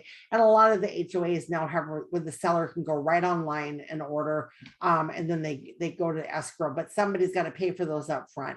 So it's having those conversations. And the reason why I say you have to tie the two in, listing contract, purchase contract, is because when you're on a listing appointment, you should be covering a lot of this. I always say there's certain things that you want to talk about before you get the executed listing, they sign and they hire you, and certain things you cover after they hire you. Okay. So you don't need to go into a tremendous amount of detail transactionally until you know that they've hired you. You don't want to give them all that free advice if they choose to go with someone else to list their home, right? So it's knowing that stuff, knowing where this stuff is, because then after they sign the agreement, you can show them the purchase agreement. You can show them the different paragraphs that I'm going to show you today that they should be reading up front with you to prepare. Okay. So we've got HOA is there. And then now this is a new item. N4, we're still paragraph 3, N4, 10B, if you want to write new here, install smoke alarms, carbon monoxide detectors, and water heater bracing. They now have 7 days to comply. Okay, they can't draw that out. So again, another thing, when I'm first taking the listing and now they hired me and they signed the listing agreement, great, then I'm going to have a conversation with them. I'm going to give them some homework. I'm going to tell them what items I want them to, go in if there's an HOA and check and see, how long it's taking them to provide those documents, how much the fee is, etc. You're going to need to be aware, seller, that you've got to, within 7 days of an accepted offer, we're going to have to, brace the water heater and make sure the smoke alarms are in, etc. So you're doing a lot of that now, but this has been given a time frame now. That's what's new about it. Okay. At the bottom of each page is just really their initialing to acknowledge that they've received that page. Okay. Well, let me take a quick look at my notes, see if there's anything in my notes that I missed telling you about. No, I think we covered all of it. So it's just a matter of just remember, buyer has been given now, it's been changed back to 17 days across the board for removing all the contingencies. Seller's time frame, you're going to find in paragraph 14 is going to remain the same as far as 7 days. A lot of the items like this stuff that you see in other paragraph areas of your current contract, it's just been extracted. So a lot of it's just been pulled up front and forward for that you have access to all the terms in a clean way. Okay. Now down at the very bottom, same as like, the letter I, the letter O has been left intentionally blank because it also could be misinterpreted for number 0. Okay. So that's the only reason I wish I had a better story for you, but I don't. Okay. So let's see here. Question, are you saying that the contingency removal doesn't have to be removed in writing, that it passively goes away? No, I've never said that. We are not in a world of passive removal anymore. I mean, years and years ago, it used to be that way, and verbiage of that nature cannot be put into an agreement either. That's current in your existing contract today. It says you can't put verbiage like that in there, where automatically the buyer deposit gets sent to the seller, or automatically they've waived their right to cancel after a certain period of time. It's unenforceable. So there is no such thing as passive. Everything must be in writing. All contingencies must be removed in writing. What I was saying is that proactively, it's the buyer's obligation, their promise, their duty to remove their contingencies or cancel. Okay, one or the other, and we're going to see that verbiage as we come up. Okay, but they have to remove or cancel. They can't sit on it. For example, they might be questioned, hey, how come you didn't remove your contingencies? Or why didn't you fill out a contingency removal form? Or why didn't you comply and do the contingency removal of the final one, or whatever it may be. Every transaction, I can't stress enough, because I deal with enough phone calls and enough litigation and attorneys and things like that asking me questions, and they're going on cases and presenting and so forth. whether you represent the buyer or the seller, it is crucial to get the contingency removal final. Okay, now the way that the form is written, you could have multiple, right? You're removing contingencies as you're using your due diligence. Okay, the buyer is doing the inspections and receiving documents and things like that. So you've got the buyer's removing one item at a time, or they're removing all except, or they're removing all at the final. Okay, every transaction, don't let it close without a final all contingencies on every single deal. Okay, that's my advice. Let's see here. I don't know what ticking means. We request days to extend doing investigations if needed. You can extend anything. If you need an extension of time for an inspection, if you need an extension of time for, whatever it may be, maybe it's an appraisal, maybe it's your loan, whatever, you can request it. Now, does the seller have to say yes to it? That's a different story. Everything is negotiable between the parties, and the parties are the buyer and the seller. Okay. L2 for VA or FHA. Let me go back to that in 1 second. Why does it say review of seller's document when these are buyers? I'm not sure where that is, Virginia. I would have to look at that. L4, 8D, and 14A. Let's see. We can go up here. I'm just going to look at L2 if I can kind of get an idea. L2 is about loans and appraisals. So I'm not sure. This right here is review of seller's documents, because why? Down here, we have seller has so many days. Seller has 7 days to provide all the disclosures, the documents, etc. Buyer still is within their time frame of what? 17 days to remove their contingencies, investigate the property, review the seller's documents, look at the prelim. So both sides still have their time periods. The time periods have not changed at all.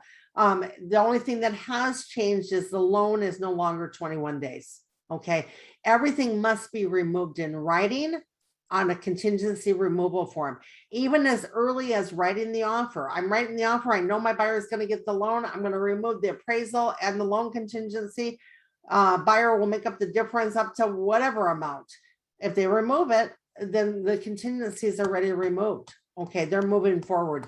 They can no longer cancel based on that removal. Okay, let's see here. FHA, VA, the only difference when you're checking that, it's automatically what? It's automatically assumed by default, it's a conventional loan. If you check the box and make it an FHA or VA loan, then other forms must be by law incorporated. You have to have that HID form, which is the recommendation of the home inspection, okay, because it's a government-backed loan. You have to have the form that could be called out for repairs, lender requested repairs. And you also have the form that says, hey, if it's an FHA or VA buyer, even if they default, seller is probably not going to be entitled to their deposit.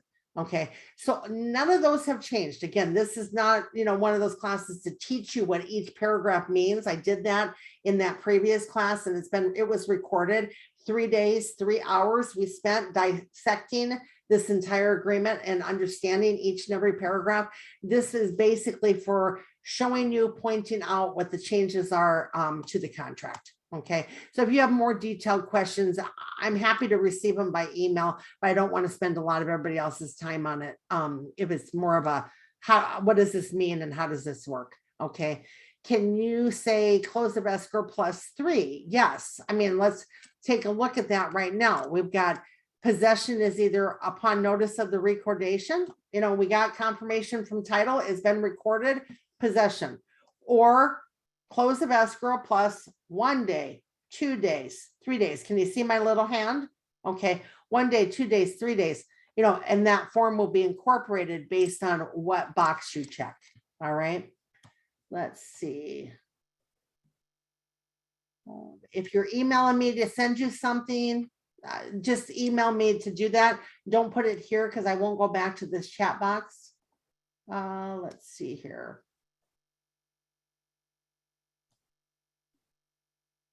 When does the clock start ticking? Just like what you do today. It's, if you go back to old principles, you go offer, offer accepted, communication of the offer, right? So now it gets a little bit more complicated when we have counter offers. Well, sure. What happens is we got the offer. The offer is now in a counter offer. The confirmation is still going to be the confirmation is technically going to be the communication back to the person who wrote the last offer. So if I have offer from the buyer, counter offer from the seller, counter offer from the buyer, counter offer from the seller, whoever was the last person writing the offer or making the changes, the communication of the acceptance has to go back to that person. That starts your clock. Not when you open escrow, that starts your clock upon communication. Okay. So we've got that. And then we still have on the counteroffer forms, those forms have not changed. You still have your confirmation of agency that does not make a binding agreement. It's in bold print that it says that, but it is a good example of when the confirmation took place because either the agent on behalf of their client or the client initials and dates it. Okay. Okay, I think I covered those questions. Okay, so a lot of it, like I said, on this page, for example, there's not a lot of different things.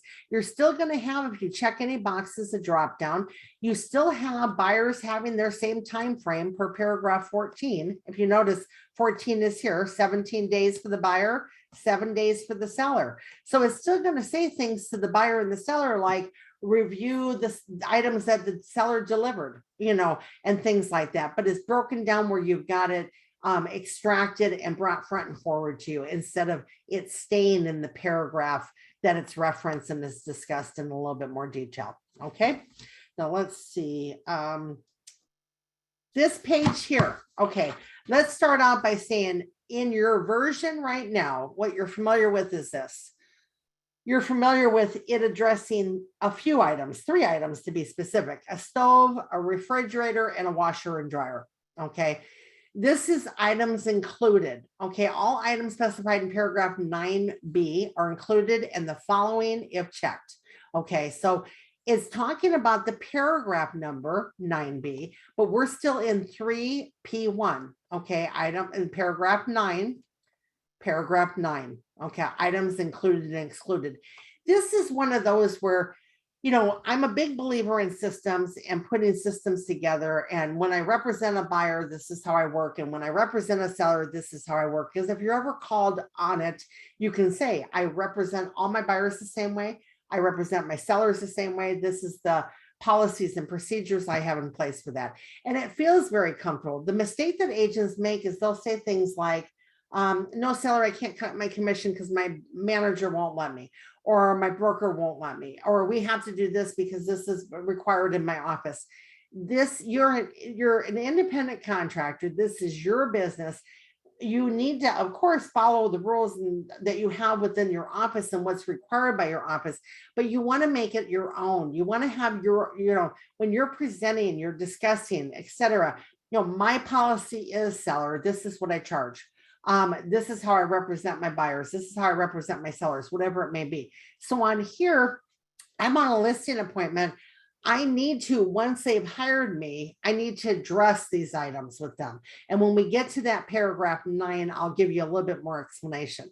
But for your purposes here right now, the previous version only really addresses the boxes that were checked. So a lot of the problems and the issues that took place were like similar to this. Listing was put on the market. MLS had all the verbiage in it. Flyers had everything. Flyers said stove was included, washer and dryer, and the refrigerator were included. Offer comes through, current offer that you're working with now, not even this new one. Offer comes through and the boxes aren't checked for the stove, the washer, dryer, and the refrigerator. Escrow closes, buyer moves in. You said on your flyer, you said in your MLS that that was all included and the seller took those items out of the property. It wasn't contractual, okay? MLS, flyers, things like of that nature are not contractual items. That verbiage is in your listing contract. That verbiage is in the purchase agreement, okay, that you're currently using. But we don't always, a lot of people are not like me. I love contracts. I'm a contract guru when it comes to this stuff. I love it. I have a passion for it. But not every agent reads a contract in detail and breaks it down and understands it. And this is why when I teach it, I try to show you what to highlight, what to note for your own professional purposes, what items you should discuss with your clients at that level of the transaction, because not everything is going to be, some things, for example, could be worst case scenario. If it ends up in small claims court, then you need to know that this detail was in your agreement. Okay. So on here, for example, these kind of problems happen. Then the hotline gets called. Hey, they took the stove, they took this. And the bottom line is, was it in the actual physical offer content? Okay. So what they've done is, previously it was 3, we're currently using 3. Now they're addressing 16 items. Okay. So they're saying these items are included if they're checked. Okay. So if you're writing the offer on behalf of the buyer, you're going to have to pay a little bit more attention when you're going through the house. You're not going to be, it'll be prior to any inspection, so you won't have that to back you up. So you're going to have to really kind of walk the buyer through. Was that there? Was that on the property? Are we asking for it? Are we not? Wearing the other hat, if I'm representing the seller, right, I've got to cover these items with the seller and say, look, the offer came in, they're asking for your refrigerator, your washer, your dryer, the video doorbell, whatever it may be. Okay. And only if checked is going to pertain. So if there's something here and you're receiving the offer that's not going to come with the property, you counter it. If there's something here that you're requesting, you work it out until you have a meeting of the minds and agreement. Okay. Everything in writing, everything actively signed. All right. No passive in the world of real estate today. Okay. This one is automatically checked. And again, no better story than they auto checked it to bring your attention to it. Okay. That is a more common thing that happens, is a seller might fix up their bathroom and put like fancy mirrors or put whatever, and then they remove it and it's a fixture now. Okay. So it's bringing it to your attention that, can they do that? Can they remove any fixture? Absolutely. But it has to be addressed in the contract. Okay.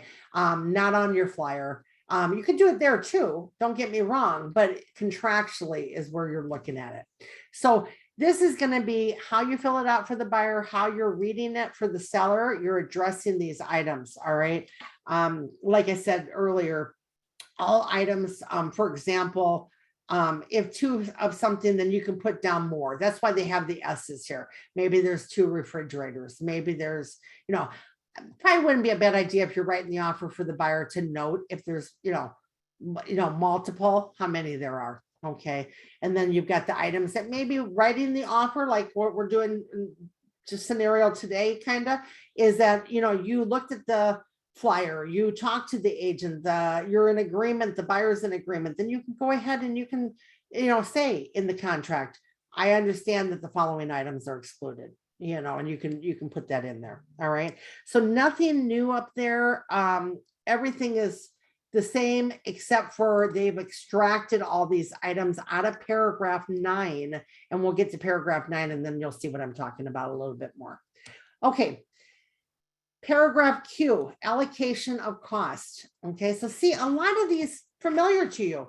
You're very familiar. So none of this has really changed. It's just been pulled out of the paragraph for that. It's right there in front of you on page 1, 2, and 3 for that you can find and reference date, times, agreements, forms, what's included, what's not, who's paying for what. Okay, so on this one, we're reading it horizontally and it's section Q, allocation of costs. We've got the paragraph number, like all the other grids that's being referenced. We've got the item description, who pays, and if we look at the parentheses, and I always say read parentheses in all agreements. Okay, if it is checked, cost is to be split equally unless otherwise agreed. Okay, so what if nothing's checked? Well, the default, according to CAR, is that each side will bear their own fees. Okay. Each side is going to bear their own fees by default if it's left blank. All right. Keep in mind, closing costs should not be put here. Things like, salary to pay, buyer's closing costs not to exceed. That's not a place for it here. It was previously in paragraph 3G1. Okay. So you've got on here, let's just start out at the top. We've got the reference paragraphs. has a little bit more content about the detail of the description of the item. Okay. Natural hazard disclosure report, including tax information. All right. Who pays? Is it buyer, seller that you're requesting, or both? Okay. Everything is negotiable, right? Are there certain things where, commonly seller picks up the NHD and things like that? Yeah. But in today's world of real estate, offers are being written different ways based on how many offers are coming in, the demand for the home, how long the property is sitting on the market, just like any other time. So you've got additional terms. Are you asking for any other reports? Okay. Are you asking for, and in the provided by, if this box is checked, what will happen when you see the physical live form is that the drop down menu, like you're used to, like today with the home warranty and things like that, it'll drop down with the companies that CR has a relationship with. You may still use a different company that's not listed in the drop down menu, but you're going to see as you click on these different items. So, when it rolls out, again, put a zip form transaction together that's kind of like a dummy transaction. Put all the addendums there, put the new purchase agreement there, put the cover sheet there, practice it, practice filling it out, practice the drop downs, print it out for yourself, email it to yourself, just get a little bit more acclimated with how everything flows and how everything runs. Q2 and 3 are additional lines. If you look or you reference the existing contract you have now, you have those similar lines. If you're requesting an additional report that's not stipulated here, you can put the report name, you can, explain what that is, and you can say who's going to pay for it or request the negotiation of who's going to pay for it. Item Q4, this is still paragraph 3, by the way, all the Qs. And you've got smoke alarms. Remember, the seller in the previous page has so many days to complete it. This is just doing what? Allocation of costs. It's spelling out who's going to pay for these items now. This is what is being determined here. We've got, in some cases, maybe the report has been negotiated or the item's been called out and the seller is going to take care of the disclosure or the buyer is going to do the inspection. But this is basically calling out now the allocation of costs on those items that may not been addressed earlier. Q5, 10A and B, government required point of sale inspections and reports. Even with your current agreement, it's in there. The verbiage is in there. It's not common in Inland Empire, more common in LA County. They have like water saving devices upon point of sale that are required to be put into the properties. They have glazing on the glass slider doors. They have a certain type of a city inspection that needs to be done. So if you go out of your scope of scope of what you're used to or the area of what you're used to, like for example, if I'm going to sell a property today somewhere else in Indio and it's not normally my area or territory of representation, if you have another similar company, same name company there, you can address maybe your questions to their manager or their broker on there. Is there anything that I need to be aware of that is in relation to the area? If not, then you can do your own investigations on that kind of stuff. We always say caution with that stuff on pulling permits, finding out those things, because once you open up that can of worm, you want to, make sure that you're deferring. I always say defer it back to the buyer. If the buyer has concerns about anything in particular based on anything that they receive, have them go and investigate and satisfy themselves. Okay, that's a better way for you to go about it. And if you ever need to recommend to a client to seek somebody to help with something that they need to get answers, qualified specialist is the best terminology you can do, because you don't want to say, call a plumber, call a roofer, call this person, that person, because then it's going to point the finger back at you and say, you told me I should contact this type of individual, and it really was this one instead. So always tell them to seek a qualified specialist. It's important, I think, even in moving into 2022, that you have maybe a preferred vendors list that you have put together for your clients, so that you can simply just give it to them and say, here's vendors of all sorts. Here's, 3 lenders, 3 home warranties, 3 inspectors, 3 this.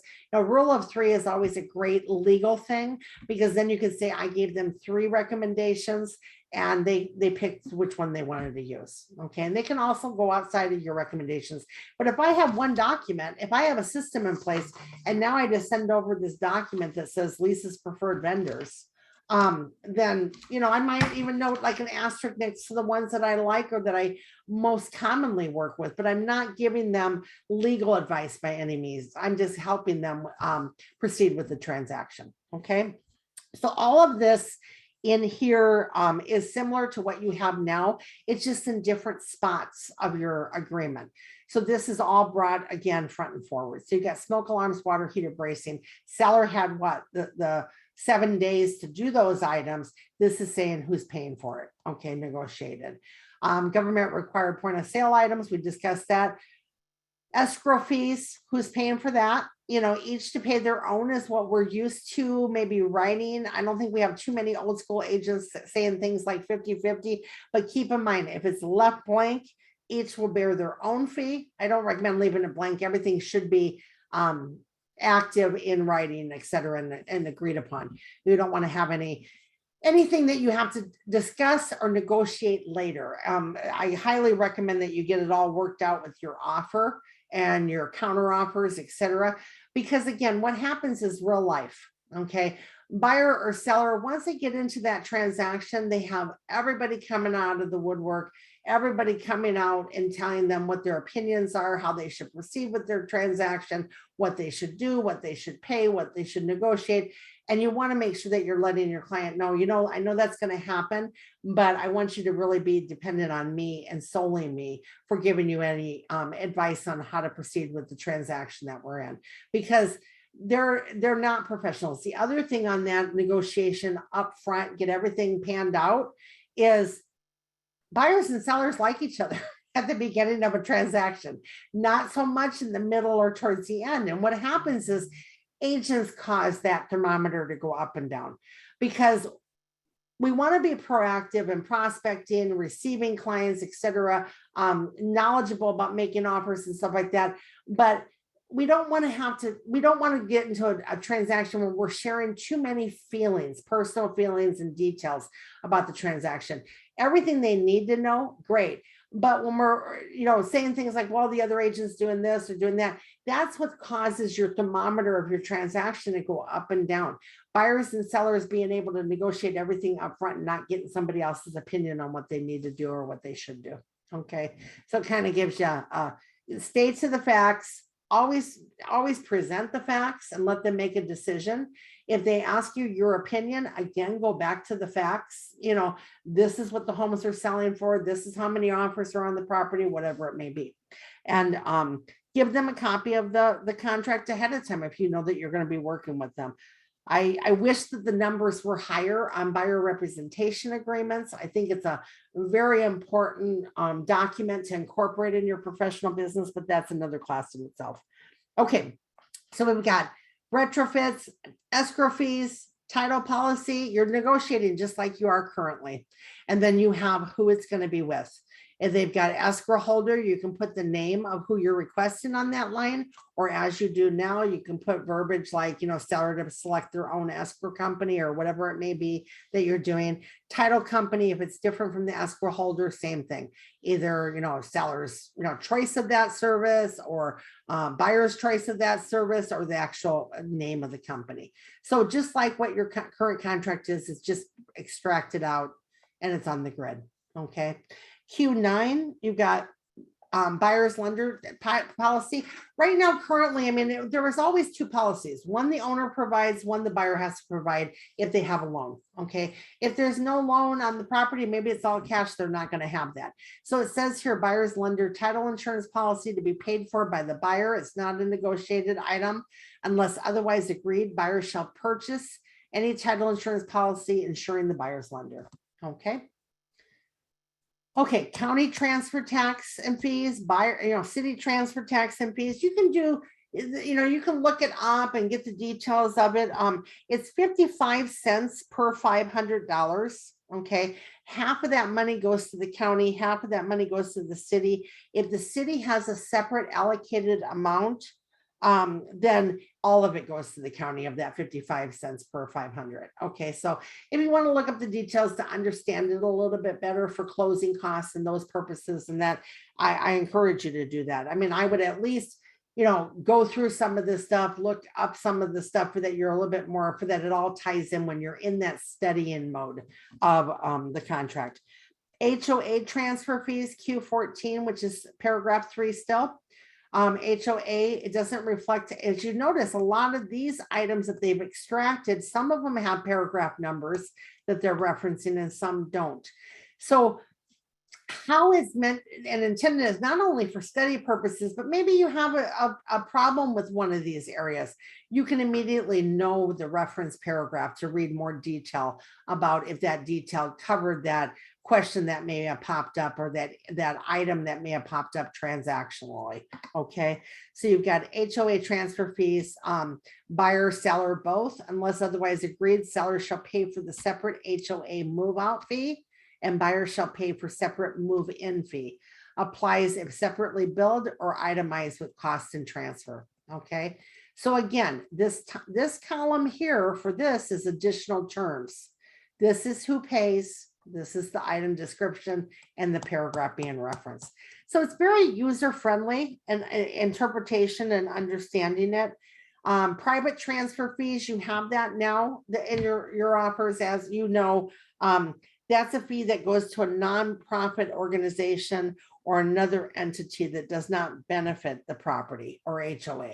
So it could be those fees were like maybe, like even according to CR, those fees were put on those properties. Primarily, it started with new tract homes. The builder said, hey, I'm going to put this transfer fee on here, and not the first buyer when they're buying the property or the first ownership, but every ownership thereafter will pay this transfer fee. And how it was reflected in the title, the prelim and the title report, is that the buyer was responsible to pay the transfer fee. And that transfer fee can be as high as 1%, 2% sometimes. So CR, looked into those details and said it should be a negotiated item. It shouldn't just be automatically, hey, surprise, surprise, you're in a transaction now, and this transfer fee was put on this tract of homes 10 years ago, and you're buyer number 2 or you're buyer number 3, and you're obligated to pay it. So if you want to do a little bit more, research on that, you can. But once you take a listen, if you're the listing agent, the seller should know if that applies to their property.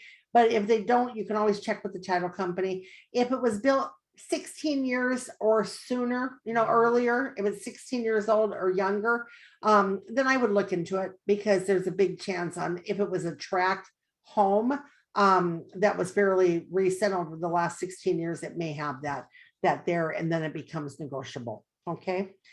Now, Q16 and 17 are unique, just like the above line items. Let's go back up just for a second before I can show you. If there's something not addressed in these grid, that is something that is a report or an allocation of costs that needs to be distributed in the agreement of this offer being accepted, it would go here if there's any other fees or costs. But again, keep in mind, closing costs should only be in paragraph 3G, the one that we saw at the beginning. Okay. If there is anything additional, you'll just complete it, what it is, and who's you're requesting to pay for it. There's no other terms there. And obviously there's no paragraphs that reflect any of that. Okay. Now, home warranty plan here, I would recommend the lines to be used for additional items. For example, maybe we're adding a pool, a spa, or it's all included in the company that you're using, and the company that you're using, calls it such and such name. Just to be familiar with the home warranties there, for that you have that. So you've got buyer or seller or both, or the buyer waives the home warranty plan. And in paragraph 10C, it's going to verbalize it a little bit more, give you a little bit more details on how that home warranty plan works. Can the buyer add additional coverages and things like that, just like what you're used to now? So you've got home warranty plan, what it's going to entail, who's going to pay for it, and cost not to exceed, and who it's issued by. And whenever you see, again, one of these issued by, it'll become a drop-down menu for the companies that are affiliated with CAR. But you may be, again, maybe there's another company or your buyer chooses another company. Okay. Now, you have a little bit of room on the bottom of this page 3 for other terms. If it wasn't addressed somewhere else, you have a little bit, but keep in mind, they don't recommend verbiage drafting. Okay. It's not recommended because they have seen it more than many times cause a problem versus good in a transaction. So be very careful with because a lot of times what happens is agents tend to write things or they'll send over a counteroffer that's already put together. That's just a standard counteroffer that they're using for every single deal. And the problem is sometimes the verbiage that they put there, because you're not attorneys, you're putting verbiage down that could conflict or make another paragraph in the contract unenforceable. So be very, very careful with any additional verbiage. Only put down what's necessary. Okay. Question: list of lender required repairs. Is there a form? Well, the answer is yes and no. I mean, you have the request for repairs form. That would be just a request for repairs after an inspection or something like that that the buyer can provide. But then you do have a lender's FVAC for FHA for VA. So you need to just be familiarized with those forms if you're doing a certain type of transaction, certain type of financing. Okay. Let's see. I just want to scroll through before we go on to the next page. I'm not sure how the video is going to work, so you would just get in touch with Melinda at Ivar, and I'm not sure if they're sending out that video of today's class or not. Let's see. I don't know what example they wanted me to provide. Government corrective actions. If nothing is checked, are you saying then if a government remedial action, if nothing is checked, are you saying if it comes an issue that each would have to pay their own portion? No, what I'm saying is that if you don't know ahead of time, if that's required, maybe you're out of your scope of your knowledge or your area and you don't realize, oh, I'm in LA County and these items have to be retrofitted or what. Right now you just are used to what? Carbon monoxide detector, smoke detector, water heater bracing. So if those items are required in those areas and it's called out in your transaction, you're negotiating in the middle of the deal. What's going to happen? And the goal here is what? To address everything potentially that could take place in your transaction, because now they like each other. Now they're friends. They want to work with each other. They need each other. They agree to certain things in writing with each other. We don't want to have to negotiate things later because we all know what happens. Oh, Susie forgot to put close of escrow plus 2 days. And now we got to go back and ask the buyer if it's okay if the seller stays on the property 2 more days. Well, then they're what? Go pound sand. You're not staying 2 days without covering our cost of our loan. Where at the beginning, those items maybe potentially could be negotiated. Okay. So again, that's even like a more detailed class on how these paragraphs play out in your transaction. If anybody is interested in that, just email me. I'll send you the information regarding the 3-day detailed class on me covering this contract. Okay. Let's see, provide an example.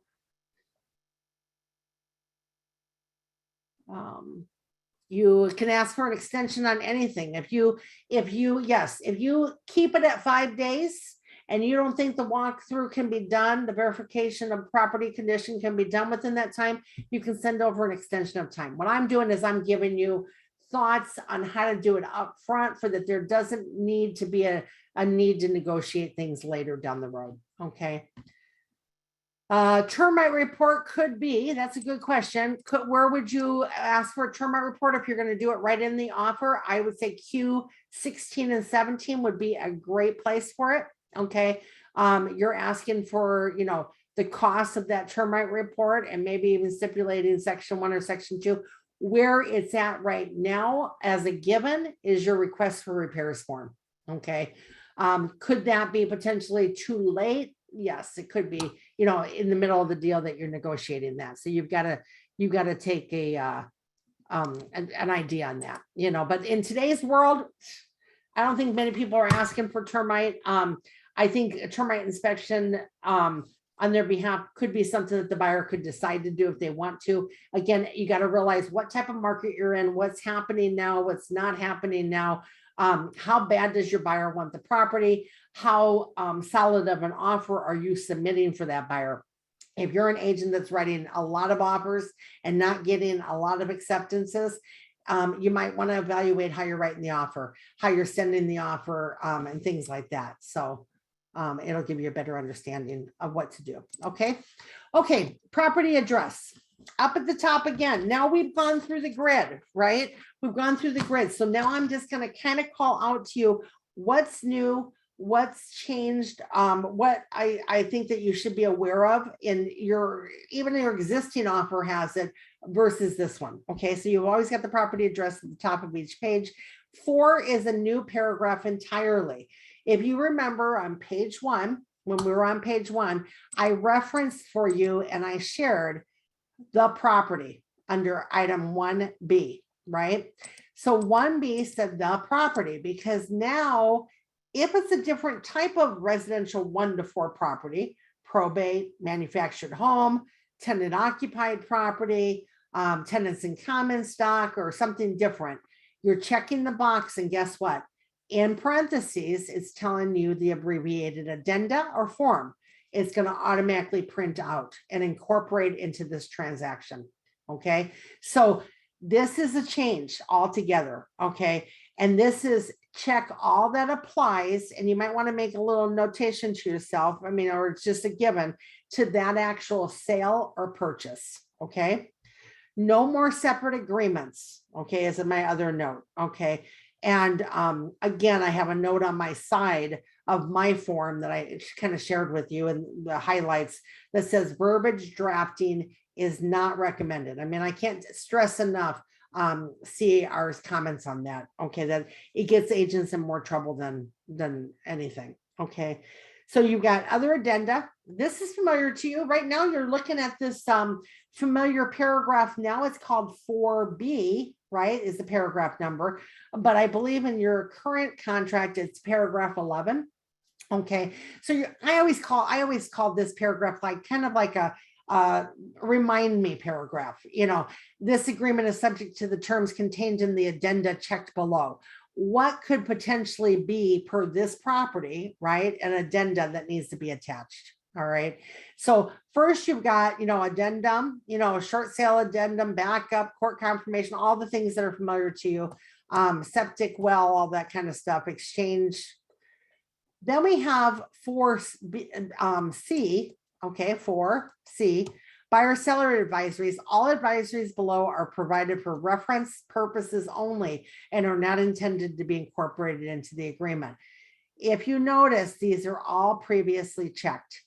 That means every single one of these forms, which you're used to the majority of them now, every single one of these forms will automatically print out with your offer. So now again, you got 16 pages, you got your agency, maybe you clicked on an additional form in the first 3 pages. Now they got 4 more forms. So we're growing that contract. That contract is now probably up to 20 to 30 pages, right? Because of all the incorporated addendum that is transpiring. Okay, all the disclosure addendum and advisories and things like that. Then you have your newer advisories, okay, which is your wildfire disaster advisory, and it tells you always in parentheses the abbreviation to the form. Statewide buyer seller advisory, it's not automatically checked, but per CAR, it's highly encouraged. They want every single transaction to be incorporating the SBSA is their recommendation. Okay, so of course, that's 14 pages. So now maybe this agreement is even more. So we could be approaching 40 pages just to send over an initial executed contract. All right. So you've got those, and then you've got the more common ones that you're already familiar with, the short sales probate, REO advisory. Other would be if there's something other, maybe you have a form that your company has to provide. It's a business disclosure form. Maybe they own escrow company, title company, whatever it may be. There's a relationship disclosure there for HUD. those additional forms could be included if you need it. Remember, the cleaner, the neater, as you understand the different addendum, you're always zeroing in on which house I'm writing the offer on, how bad my buyer wants the property, what are the terms that my buyer is writing with this offer, are they removing contingencies up front, are they not, don't have a conflicting, I'm removing the loan contingency, and the appraisal contingency is going to stay in play, or vice versa. I mean, you've got to really narrow it down and understand if you're writing on that page that we talked about the appraisal. Let me see if I can go back to that really quick. And you're putting here, maybe the offer today, let me give you an example. The offer today under L2 is $415,000. And buyer wrote the offer for $415,000, but they're willing to pay above and beyond what the appraisal comes in, up to $415,000, and maybe the asking price was $400,000. Then you're checking the box and you're saying, minimum appraisal value can be 400, which is stipulating that they're willing to go up to 415. Okay, so remember, use that quick reference guide. Take a look at that stuff and how it plays in with your transaction, for that it's not an unenforceable verbiage that's being put into your purchase agreements today. And listing agents, you've got to pay even more closer attention, because when you're receiving those offers and they're saying they're going to pay over, did they word it the right way? And did they stipulate it the right way on the agreement that you're using right now? Remember, just a reminder, all of these agreements, what's going to happen with this transaction, this transition is going to be, you're going to have a certain amount of pending escrows with the old contract, and those are all going to play out and close. And then going into new transactions, you're going to be using the new form. Okay. So it'll be the most recent standard of practice is always in place. Okay, paragraph 5. So now we're going to kind of go through these paragraphs.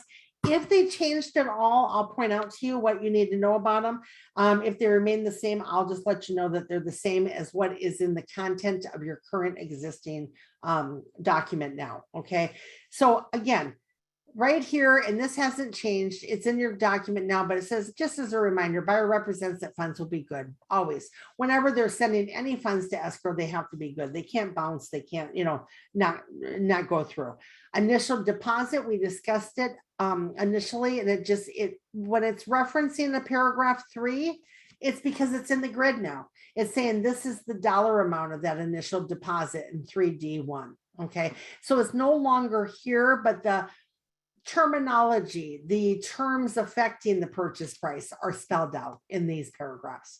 Increased deposit references liquidated damages and how it ties in with the increased deposit. Remember, initial deposit is part of liquidated damages. Increased is not, unless you incorporate the DID. Okay, so that's when you're reading this and you're understanding it, that's what that's talking about. Retention of the deposit, it talks about liquidated damages. It says paragraph 29, because that's a reference paragraph, and we'll get to it. If initialed by all parties or otherwise incorporated into this agreement, specifies a remedy for the buyer's default. So up front, what liquidated damages does is up front says, hey, buyer, this is your maximum exposure. So it's maybe not always good for the seller to have liquidated damages. I mean, in fact, if we're representing a bank-owned property and we're writing an offer on a bank-owned property, we're getting back a counteroffer from them. A lot of times they remove liquidated damages because they want to go after actual damages upon default. Okay, so it sets up a maximum exposure. It's kind of like your car insurance. You decide when you get car insurance what you want your deductible to be, and that's your maximum exposure. Buyer and seller are advised to consult with a qualified real estate attorney before adding any other clause specifying any other remedies. This is what agents have been doing that is wrong and that has caused a lot of problems, such as release of forfeiture of deposit or making a deposit non-refundable for failure of a buyer to complete the purchase.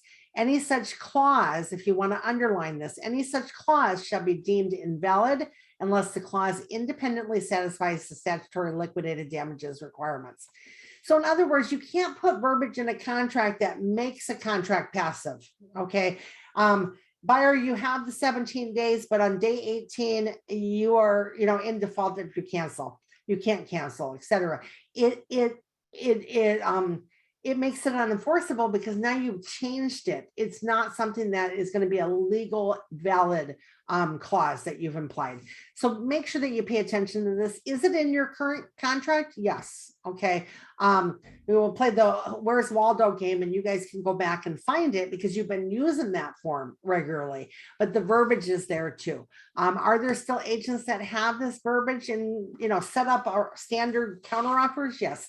But again, my recommendation, CR's recommendation is that you address each property uniquely. Each counteroffer is written uniquely. There's already standard verbiage on a counteroffer. Okay. If you go back after today's class and you look at an actual counteroffer, which is, counteroffer from the seller or the buyer or whatever, the first paragraphs in paragraph like A has standard verbiage. Okay. So I'm not going to tell you what it says right now, but I think that it would be a good thing, exercise to go and take a look at it. All cash offer, again, is it referenced in paragraph 3 in the grid? Is the box checked that it was an all cash offer? It's referencing that, okay?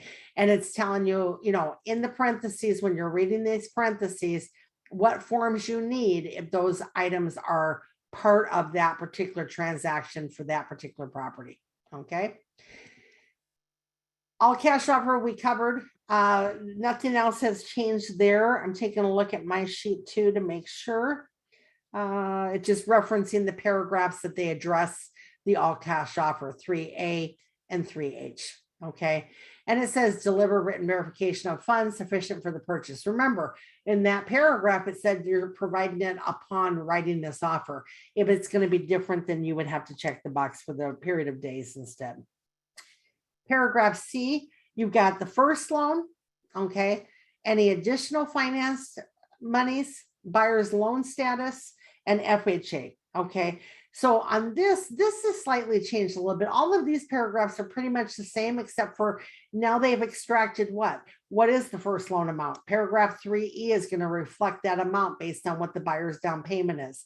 Additional financed amount, that might be the SFA addendum that you're using if that does pertain to the transaction. Maybe you got a first and a second, okay. Buyer's loan status. This gives permission for the seller to receive information. We still have transactions where a seller's agent on behalf of the seller tries to gather information from the lender and the lender refuses to talk to the seller's agent. Well, this says in here that, if the contact information for the buyer's lender is different from what they provided, they have to update that information. Seller can request that they have the authority to contact the buyer's lender, etc. So you might want to just take some extra time and read through that paragraph. It's kind of stipulated in the one that you have now, but this one gives a little bit more precise details on what they need to be in compliance with. FHA VA, okay, it talks about that. It talks about the fact that it was extracted in paragraph 3 in the grid. If it is an FHA VA, and that goes back to your question on, is there a form? Yes, if the lender is requiring based on FHA VA, just like today, what you're doing, you're going to have the FVAC form, right? If you're just doing your general inspections, the buyer's doing their general inspections, they're going to have, the request for repairs and things like that form. So again, any addendum that's possible or potential to this transaction, my recommendation is create a dummy transaction, put all the addenda into that dummy transaction, open up each one, take a look at it so that you're familiar with it, because you never know what property that stuff could play out in, that you could be using those forms of those addenda. Okay. D, balance of purchase price, down payment, including all cash funds to be deposited with the escrow holder per the escrow holder's instructions. Okay. That's all the same.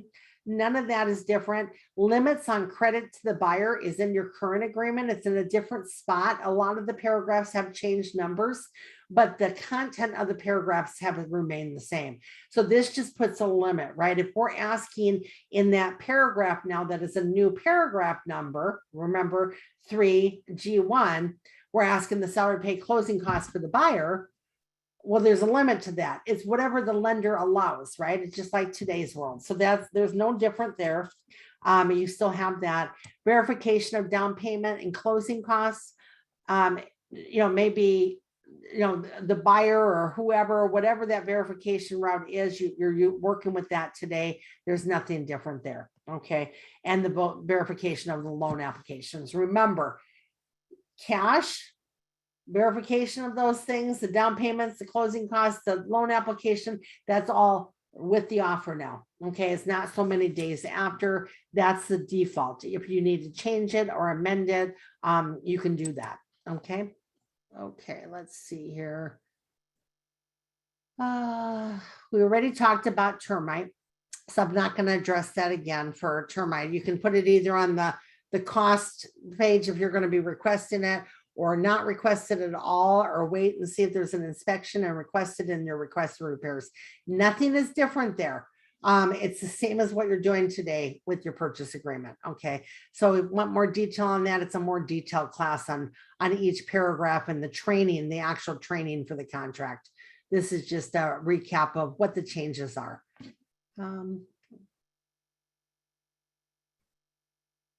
Income property, I would say, if we're looking at the top of this page, let's see here, page 4, 3, 4.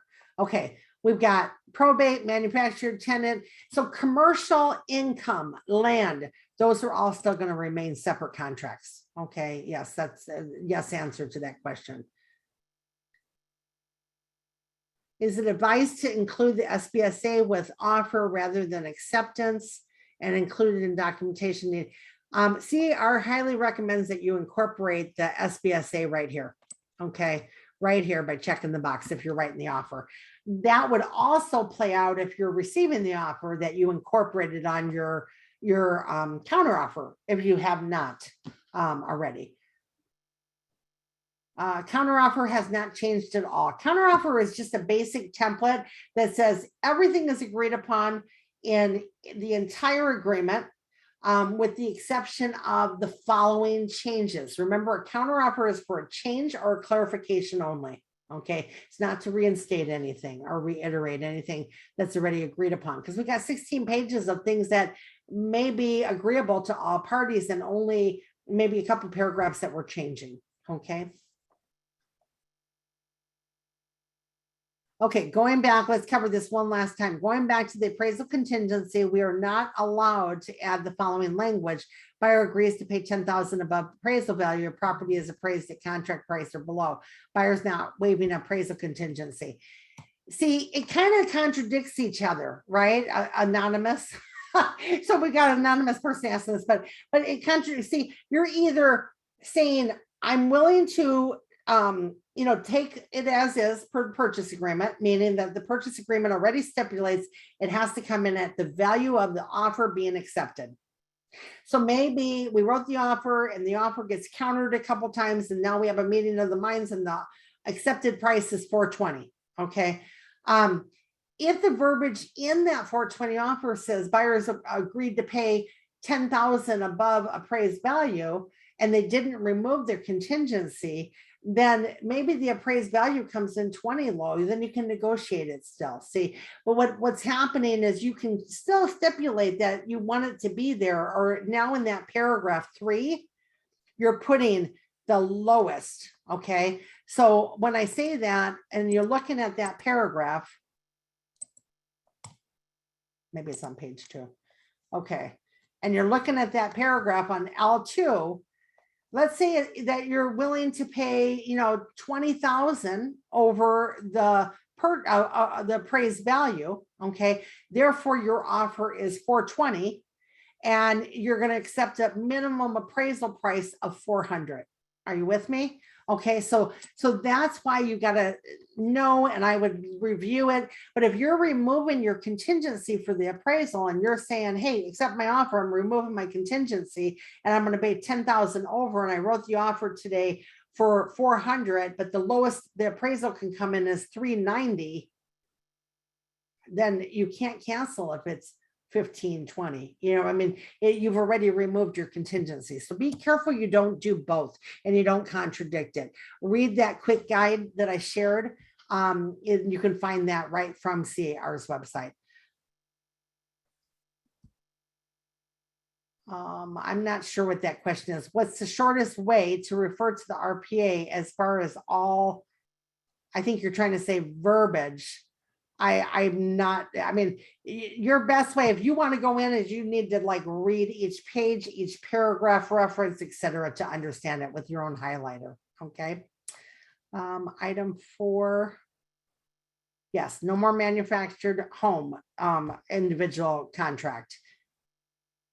Okay, so I covered those questions. Okay, and again, talk to Ivar on any recordings or anything like that that they're sharing, because again, this has just been set up to go through like a formal review of what's still in place, what's changed, and primarily like what we discussed, primarily the grid is different because the grid is intentionally letting you know what items are extracted out of each of the paragraphs it's in reference. Okay, so this page is done, page 4. So now we're going to go to page 5, and now we're going to kind of go just through it at kind of like a turbo speed, but we're going to cover, you know, I mean, buyer stated financing, again, no different than what you're using now in the current agreement. This paragraph is there. This verbiage is there. So what it's just saying is that whatever you're saying by writing this offer that you're going to obtain as far as your financing, you have to keep it that way. If you choose to change it, the seller has no obligation to cooperate. That's in your current agreement. Okay. Occupancy. Buyer intending to occupy the property as per paragraph 3E. Remember we said, is it going to be a owner occupied property? Is it going to be, you know, an investment property? You're answering that question in the very beginning on the grid. Okay. And then of course it's always going to affect the financing with the lender. So you want to have that conversation with the lender. Nothing changes here on condition of property. You've got still, you're buying the property, buyer's buying the property as is, present condition. Okay. All items have to be maintained, all debris, any of these that are questionable, as far as I would encourage you to extract that stuff and pull it out ahead of time. If you think the seller thinks they're leaving 27 cans of paint on the property and that's great for the buyer might consider that debris. So what's one, you know, debris to one may not be to another. So you want to get more clarity on those things, but you're currently working with the same paragraph that you are with your existing contract today. Okay.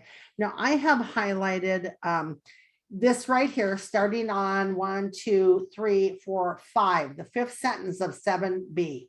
Possession is delivered to the buyer. All items, this is, you know, items that are not removed. Okay, this is where it should really start. If items are not removed when possession is delivered to the buyer, all items shall be deemed abandoned.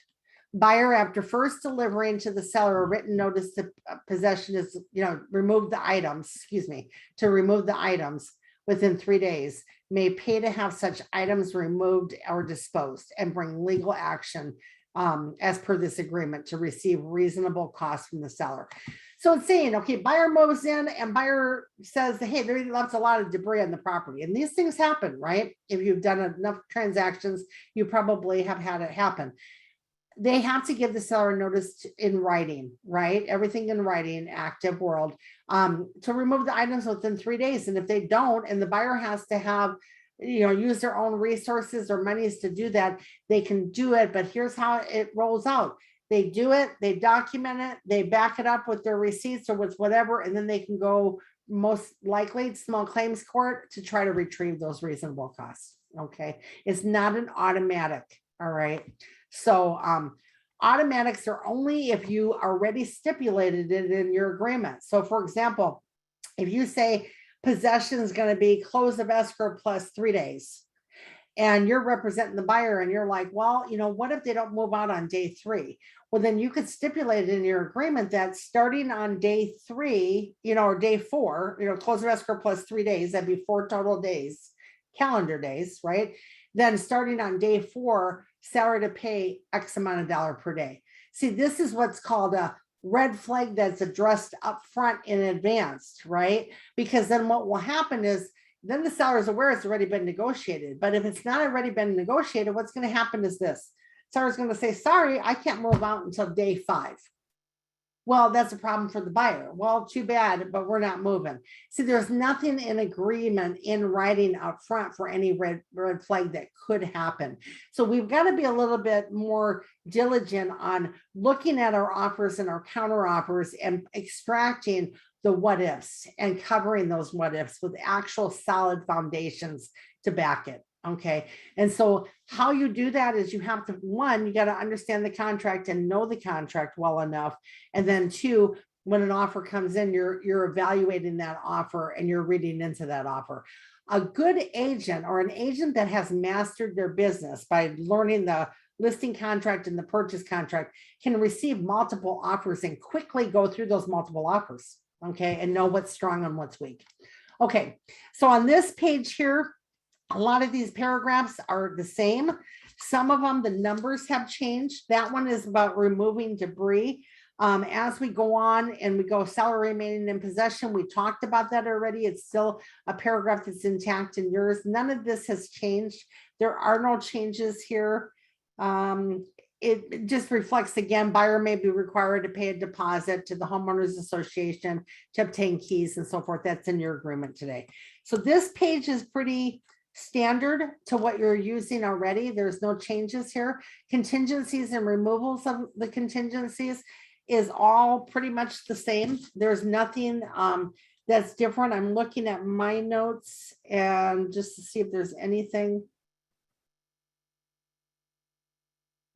Okay, it's in bold. We always want to read in parentheses and in bold. And it says, you know, if there's no appraisal contingency or the appraisal contingency has been waived or removed, then the failure of the property to appraise for the purchase price does not entitle the buyer to exercise the cancellation. We've talked about that now a couple times. Okay, so be careful. Don't have it contradict itself. Okay, you're removing the appraisal contingency and you're stipulating you're not going to pay over a certain amount over the appraisal, or you're capping it. Okay, so you can't, you want to make sure that you're covering it in the way that the buyer understands how they're going to cover it and the seller can interpret it too. Okay. I always recommend that the buyer investigates the insurance up front. That's just standard. That's in your contract now. This is where I would point out to you that it says the verbiage that I talked about earlier, paragraph 8. A3 is where it's at now in your contract. I believe it's like on page 2, same verbiage. So the verbiage is all maintained pretty much with the exception of a few things. So we got, but this verbiage just reiterates the balance, the deposit, balance of down payment and closing costs are not contingencies. Okay, so a buyer could never cancel for those. So that's why it's so important as a prerequisite to have the buyer have a good faith estimate of what it's going to cost them to buy the property. Okay, let's see. Appraisal. Again, they're just talking about 3L2. We've talked about it a lot. These are just for you to go in and read the entire paragraph, the verbiage and how they're referencing the verbiage. They've already extracted out the terms that they want to address up front that have presented problems in the past. Okay. And then it talks about whether it have an appraisal contingency, then it has to appraise at least at minimum per the verbiage as it stands, the purchase price. If there's no appraisal contingency, then the buyer cannot use this contingency to cancel because they can't get the loan. Okay. So it ties in with the loan too. Review of the seller's documents. Yeah, it's going to say that again, because remember per paragraph 14, buyer has so many days, seller has so many days to do their due diligence and duties and disclosures, and then they have so much time to review the documents. So it's going to address always the paragraph of where they've extracted it to and the paragraph where the timeframes are. Okay. Title has stayed the same. That paragraph is no different. That paragraph also has what you have currently in your agreement of the 5 days for the prelim and making sure. And you always want to, I just stress all parties should read the prelim. Okay. Don't be dependent on escrow just to look at the prelim and tell you what they find, because escrow is not always touching that escrow folder or that file. And what happens a lot of times is you get down towards almost the end of your transaction, and then they call a red flag off of the prelim report, and everybody's like, well, how come they didn't tell us sooner? Well, because they weren't really reviewing it sooner. So you have it in hand right away. Sit down with your title rep, and say, hey, going into 2022, show me exactly where I need to find certain things that are going to be important. I know they're going to call out all the liens. The liens are going to be covered and paid for before my buyer closes the transaction, but I want to see where the red flags are that I need to be aware of. Okay. So we've got, okay, paragraph F, G, H, all the same paragraphs that you currently are using. No changes took place in the verbiage of those paragraphs. Of course, those paragraphs are going to reflect a new paragraph, which is the grid 3. So when you're going through and you're studying those paragraphs, you're already using them today. You should be familiar with them. You just reflect back on if there's time frames, if there's allocation of costs, if there are things that are reflected in the grid format. Now, you're going to find those terms at the very beginning of the transaction paperwork. Okay. Removal of waiver of contingencies, same as what you're doing now. Again, buyer and seller have promised in this offer that they're all going to do things according to the dates and times of what they're responsible for, and that they're going to remove any conditions or contingencies as they can. Okay. It doesn't say you have to receive a notice to perform to remove those. Okay. But it says if buyer removes it, waives any contingency without adequate understanding, buyer's acting against the advice of the agent, of course. Okay. And that's in your current agreement too. Okay. Now 9, I'm going to spend a little bit more time on that one. I mean, this addresses everything that you're familiar with. Again, there's no changes in these paragraphs. They might just be a different number now, but even your sale of your buyer's property, we address that with the COP form. It's not contingent. It says that even up front on the grid, it's not contingent, and you have to incorporate the COP form. Okay, so you don't want to be carrying any secrets that the buyer's money is coming from their sale of their home. That's why up front, you want to have them show proof of funds. Okay, so that you can remove some of those red flags up front too. Now, this is one of those documents that I would encourage you to also take with you on your listing appointment. And even today with your paragraph, I believe it's paragraph number 8 right now, and now it's changing to 9. But it says right here, just like what we discussed earlier in today's class, any items listed or excluded in the MLS, flyers, marketing, you have that in your current agreement. It's not contractual. So it has to be in this document or in your counteroffer if you're excluding them and you're doing those things. Now, what's more important is maybe I'm taking the listing today. I know they're going to hire me. I would like to pause now with that seller after they hire me and they officially sign the documents for the listing and say, hey, we need to go through this. We need to go through that previous paragraph where it addressed all 16 items that could potentially be fixtures to the property. Because all existing, and that's your key word in these paragraphs when you're studying this, all existing fixtures and fittings and features go with the property. And here's what that means. Okay. Then they can read through it and call out to you, hey, I mean, this is the new one right here. If you want to highlight it, light bulbs, including smart bulbs. With all of the technology changes today, there's things that are there that it may call their attention to. I mean, I've had clients over the years say, hey, Lisa, I'm taking 2 rose bushes out of the backyard. My mother gave them to me. Okay, let me make a notation of that. And then when the offer comes in, we've got to make sure that it's contractually excluded. Okay, so these are prerequisite things that I always encourage people to go through. How do you do that? You can't. If you don't understand the listing agreement and the purchase agreement, those are your key things to this business, okay, is understanding what verbiage, what content's inside of them. And so it's mastering those 2 documents. The rest of it you're familiar with. I have nothing except for I have highlighted light bulbs, okay, and paragraph 3P are excluded by the seller in a counteroffer. So it's reiterating what I'm saying. It's either in 3P, where we were before, and I'm just going to go there really quick to show you what it looks like. I think it's on this page. Let's see here.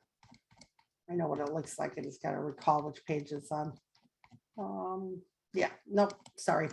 It's on the previous one.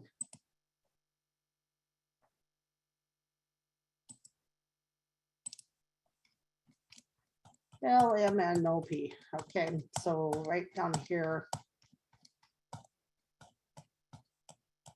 Okay, that's where all these were. Okay, so that ties in with what? Paragraph 9, where we're at right now. So we're in paragraph 9, and you're just calling their attention to that paragraph and having them review that paragraph and letting you know if there's anything that you may need to be aware of, okay, based on that paragraph 9. All right, items included and excluded. And it spells everything out here. All right, so nothing different. You have that paragraph now, but I think it's paragraph 8 in your offer contract. Let's see. Existing was the key notation. So that means if it's not there now, I mean, their seller's not required to provide it or put it there. Okay. And all items, you know, currently existing at the time of acceptance. All right. Leased or liened items, the rest of this paragraph, go through, absolutely read through it again. I would always, if you're studying it, even take it one step further, look at what your existing contract is now, what the new contract is, see if the paragraph number has changed, see if the content has changed. I've highlighted what items have changed, but not too much in here is different than what your existing contract has. Okay. And that includes any items that are excluded from the sale. Okay. Unless specified in 3P, brackets, wall, floor, you know, furniture items, holes, all of that's going to be repaired, but not painted. And you're familiar with that. Okay. And again, you know, take it with you on your listing appointment for that you can go through it with your client and they can understand what all that content is. Allocation of costs, same as what you're dealing with now. Again, paragraph number might be a little bit different. It's it does not determine who's going to pay for any work. That's in your current agreement now. So you're negotiating all that out. Again, I stress negotiated up front. You want it all taken care of and handled up front. Once we get into the requests for repairs and the requests, you know, repairs response and addendums and things like that, it becomes a negotiated item again. And we want to try to, you know, wrap up and negotiate everything up front as best as we can. Okay.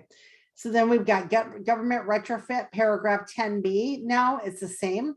It's talking about what we talked about earlier, those items like, you know, carbon monoxide, water heater bracing, all that stuff. You're familiar with it now. The change was what? They have to do it within 7 days. Seller's responsible to do it within 7 days, but buyer or seller can negotiate on the cost on that paragraph. All right. Point of sale requirements. Those are items that are required. What that means is items required upon sale. Okay, that could be the water saving devices. We don't have a lot in Inland Empire. They've talked about it over the years. We don't have a lot that is, you know, required at this point. LA County, and again, if you're out of the area that you normally work in, you want to make sure that you're looking at that too. Now, this paragraph 3, I would highlight this, and it says if any repair is not completed within the time specified and the lender requires an additional inspection, seller shall be responsible for any corresponding reinspection fee. That means if seller, you've got so much debris that it's inaccessible and the buyer has to call somebody back again a second time, and there's a cost to that, you're going to be responsible automatically now per the contract. So make sure that you're aware of that.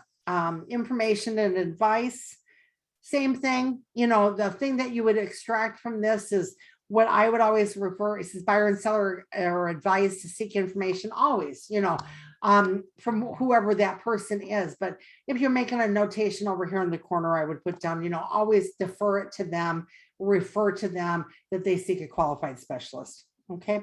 Home warranty is the same.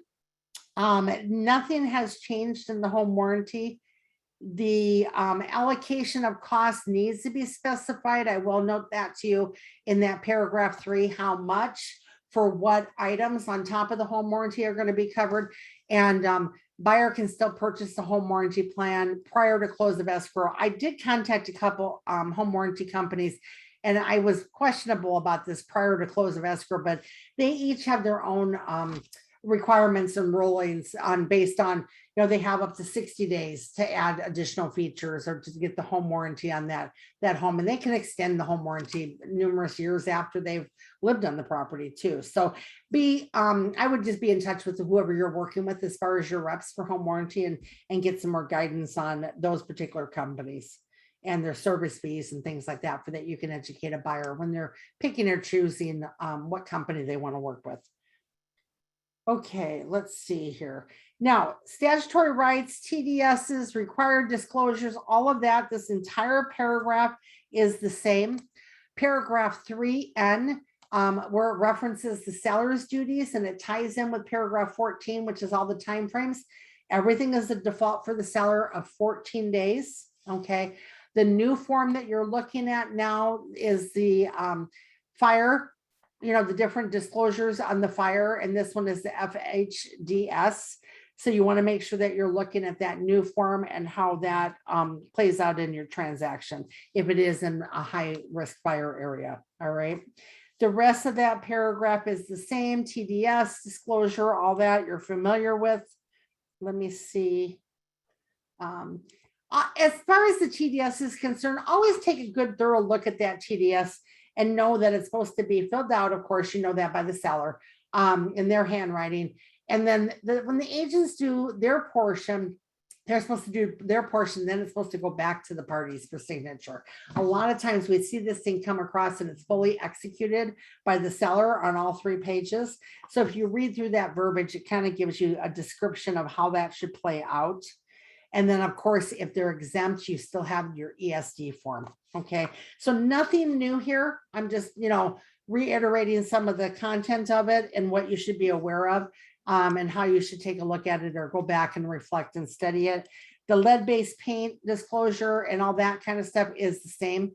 It also gives you, when the property needs to be built before 78, that would be apply. You can never waive, just for that, you can never waive anything of this nature, a mandatory disclosure that is a law disclosure are never waivable. Okay, even if the buyer is buying a property as is, they can't waive those. Okay, well, let's go on page 8.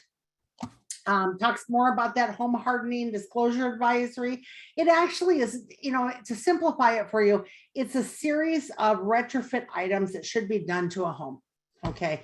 It's just like your water heater brace and your water saving devices and things like that. So seller, when they're filling out that form, if their property lies within that zone or that area, they should be doing it to the best of their knowledge and only checking the boxes that do apply. Okay. All properties in high fire zones closing after July 1st, 2021 was when this took place, so that you're aware of the law. But if you pull out that form and take a look at it, it's pretty advising. You'll be able to go through it and understand it. Waivers are prohibited, like I just said, on anything that is a state law disclosure. Return of signed copies, that's all the same as what you're dealing with now. You've got to make sure that buyer within the time specified on those paragraphs. So when you're looking at a contract and you're trying to understand it and you're reviewing it and it calls out all these different paragraphs, your best thing to do to understand everything and to learn it the proper way is to look at and reference those paragraphs and how it all ties in.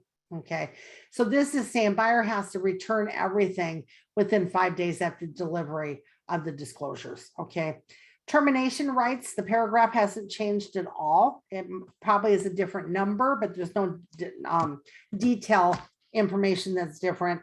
Withholding taxes is identical. It's the same. Megan's Law is the same. The gas and liquid transmission pipelines are the same. You've got, let's see here.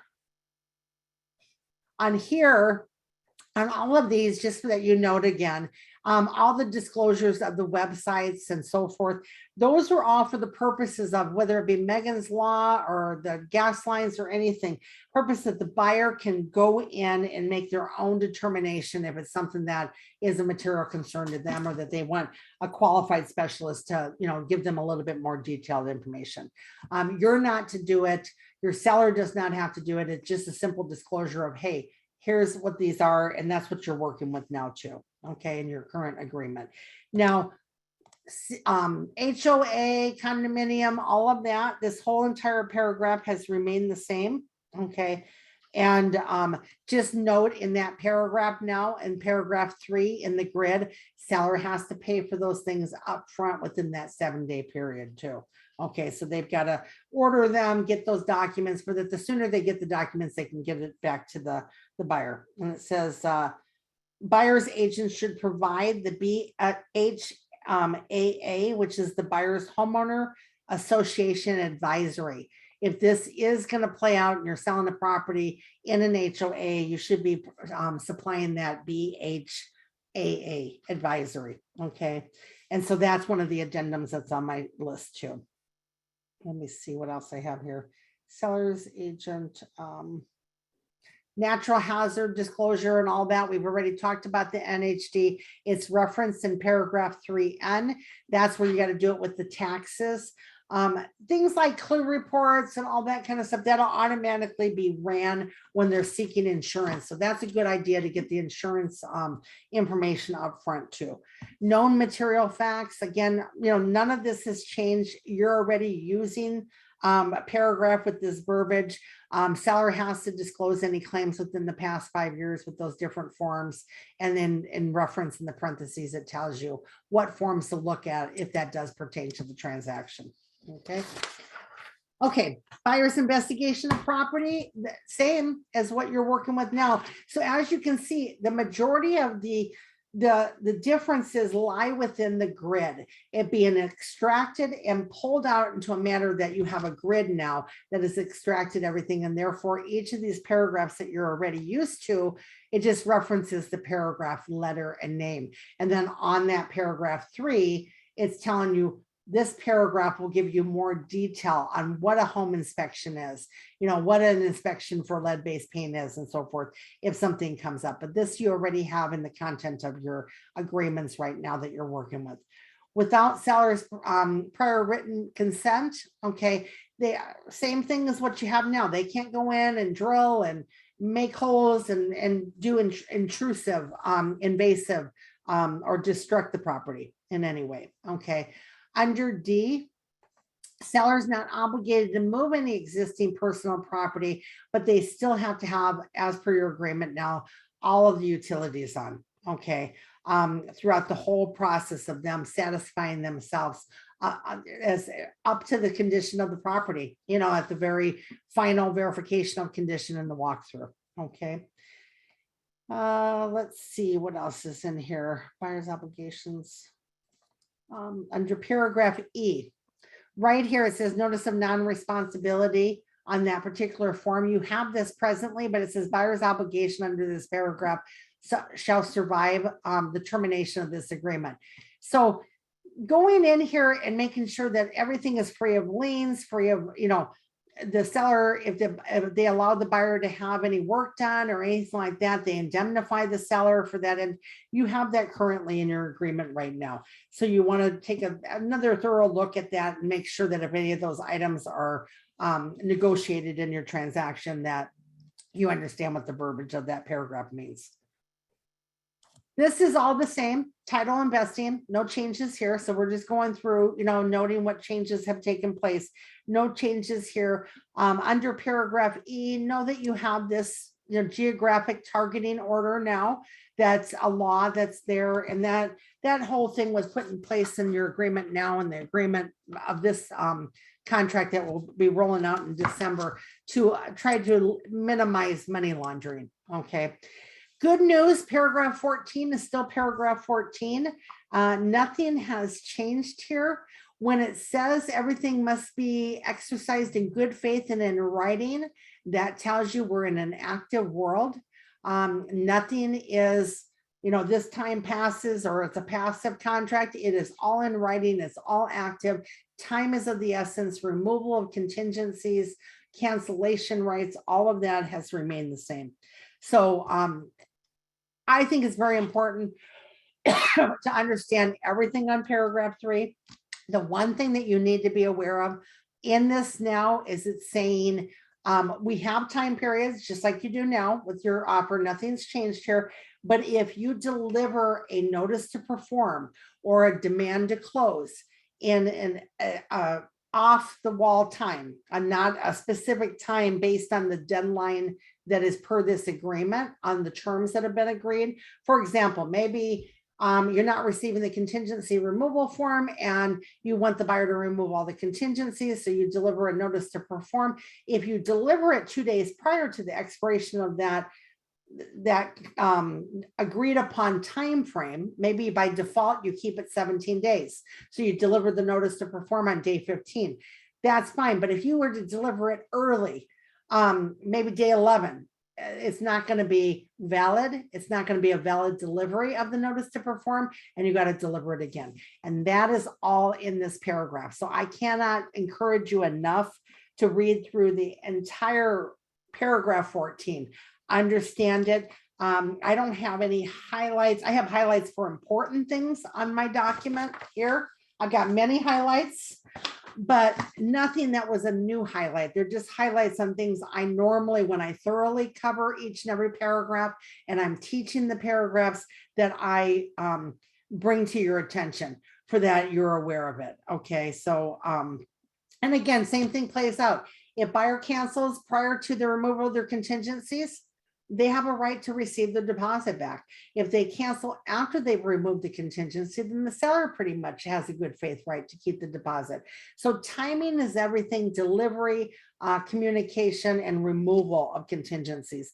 And like I said, it's not better for one or the other to remove contingencies. All parties in all transactions should remove all contingencies. So no matter who you represent, you have that.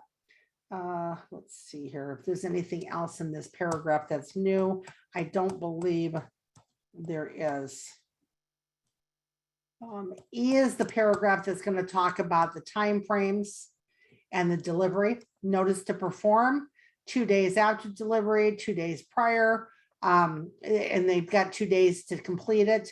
It pertains to paragraph 14. And here it is. If a notice to perform or notice seller to perform is incorrectly delivered at a time less than the agreed upon time, the notice shall be deemed invalid. So make sure you're doing things within the right time frame. That is new. Okay, that is new right there. Removal of the contingencies. Why do I stress it? Right here, if you highlight, if you review this paragraph, this is gold. Whether you represent the buyer or the seller, removing all the contingencies is key, because once we move into a property, there's always home ownership, that takes place. Okay, so going on, we've got removal of seller's contingencies, same thing, nothing has changed there. Timing has to be correct. Repairs is the same paragraph, nothing different there. Final verification of condition, it's a contingency. It's not a contingency, excuse me. It's a courtesy is what I wanted to say. And we already discussed that. Prorations are still prorated based on a 30-day month. Okay, nothing in that paragraph is different. 18 is identical to what you're working with now on broker compensation and scope of duties. 19, your escrow paragraph is identical. I always encourage people go through that escrow paragraph, and I would highlight with a different color every single paragraph escrow needs to be made aware of. Know how compensation is irrevocable. If you supply or open escrow with your listing agreement, they can compensate based on that listing agreement. There's no need for them to send the seller another authorization to pay commission. Okay, so then we're going into the next paragraphs. These are all identical to what you're working with now, so there's no changes in the joint escrow instructions and all the paragraphs that pertain to that. Service providers, we have a lot to choose from. Again, I encourage you, maybe go through and put together a sheet for yourself if you don't have one already of your preferred vendors. Okay, it could be all of them, including painters and handymen and everything else. 21 is identical, talks about the multiple listing service just like it does right now, and all the images, and that information might be kept for up to 3 years, and there's no possible way you can remove images if asked to do so, and so forth. Once it's on the internet, as you know, it's there. Attorney fees and costs still has the same stipulation. They need to mediate first. If they don't mediate first, they could lose their right to obtain their attorney fees, court costs, all that from the prevailing party. So it's kind of like a punishment. You know, we want you to mediate everything first before you go to arbitration, before you go to small claims, before you sue. And if you don't, the prevailing party might not be entitled to all those court costs and fees that sometimes could be more than the award itself. Okay. Assignment, we talked about that early on under paragraph 3K. 17 days is still everything for buyer, 7 days for seller. They would have to get approval if they're going to assign it to their trust or someone else or whatever it may be. So take a look at this. It won't happen a lot, but then at least you're knowledgeable of what it talks about. Equal housing is the same. Definitions is the same.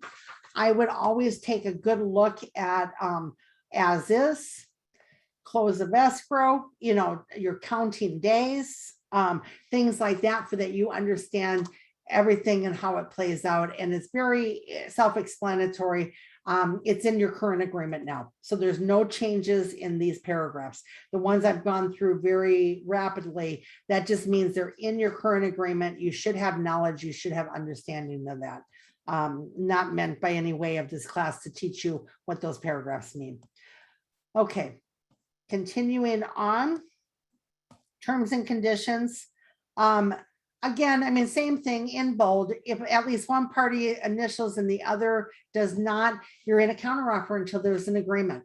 So if one person, for example, signs liquidated damages and the other doesn't, you've got to go back and forth and make it in agreement or not. If the agency is not confirmed on page 1, paragraph 2, you got to address it in your counteroffer. You can never go back and make changes to the executed contract or the contract that has come to you, just signed maybe by one party, the buyer. All right. 28 and 27 are the same paragraphs that you have currently. So none of that has changed. So as you can see, there hasn't been a lot of changes. A few words here or there, a few clauses here and there, forms, names of forms like this DID, but not really any changes. And we already talked about liquidated damages and how that plays out. It is for properties that the buyer intends to occupy.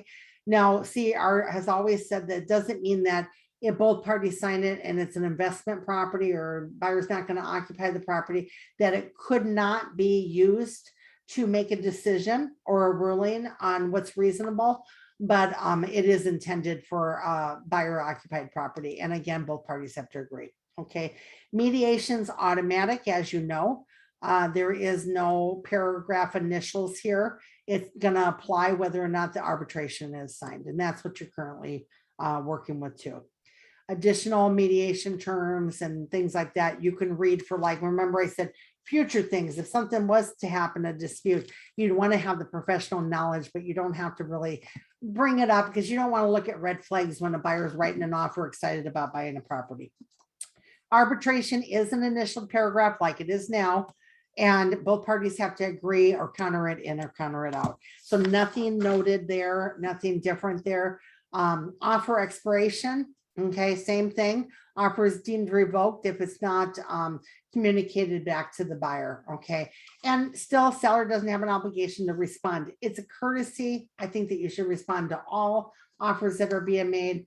And the buyer's agent can demand that you provide proof of presentation of the offer and rejection of the offer and so forth. Okay, RPA has 16 pages. Okay, you still have your representative capacity signature disclosure. That's all still here. Nothing there has changed.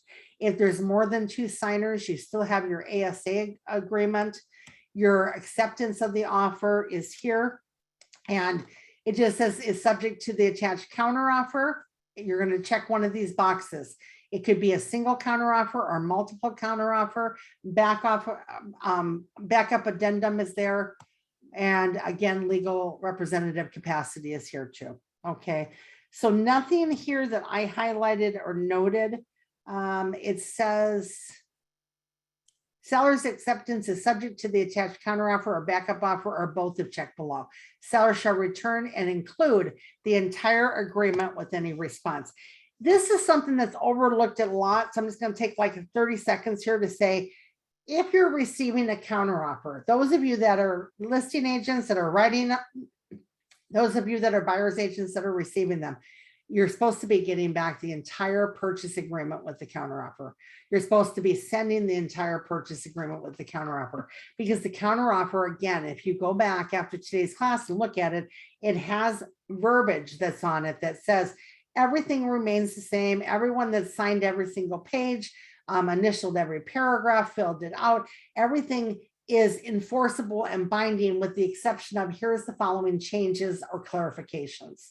Okay, so in order for a seller or a buyer to really look at what they're getting in their receipt of their acceptance, they need to see the actual physical offer with the counteroffer. Okay, a lot of times we go back and forth on the counteroffers and we never see the actual offer that's been executed by the seller.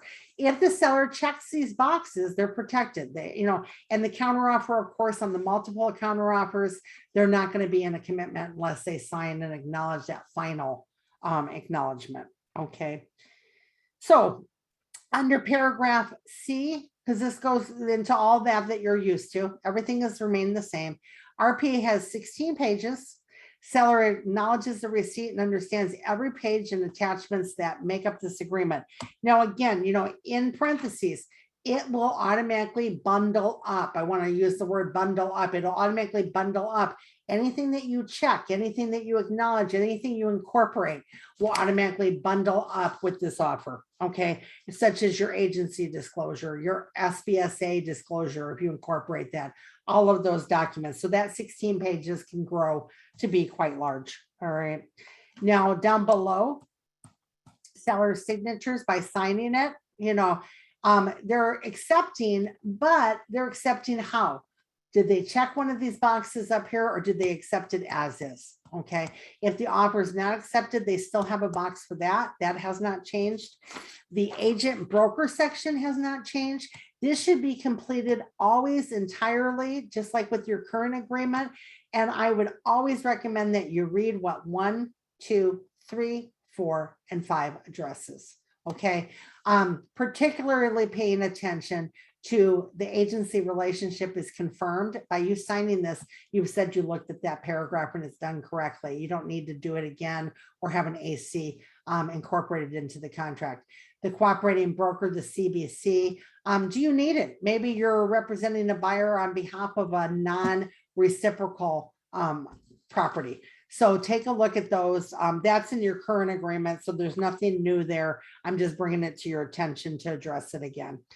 Escrow, I would talk to your primary escrow companies and just say, you know, how do you work? Or the new one, you could say, you know, do you fill out this box and turn it back into me? Or do you incorporate it into your escrow instructions, supplemental instructions? And they'll let you know. They'll either complete the box or they have it already in their instructions.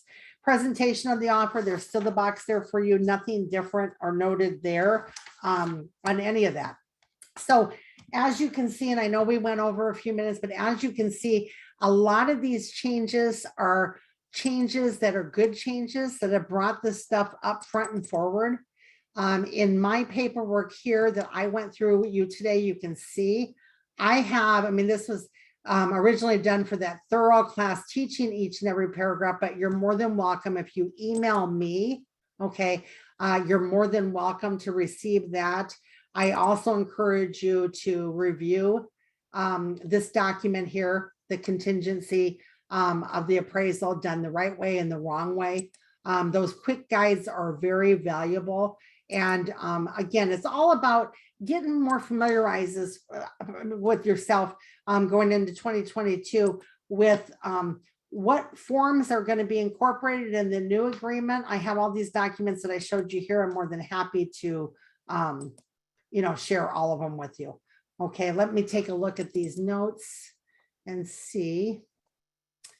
So again, today was basically just to go through and talk to you about the changes. As you can see, not many changes as far as content of paragraphs, but changes as far as extracting and putting it into grids. Okay, let's see. I want to see if there's any additional questions.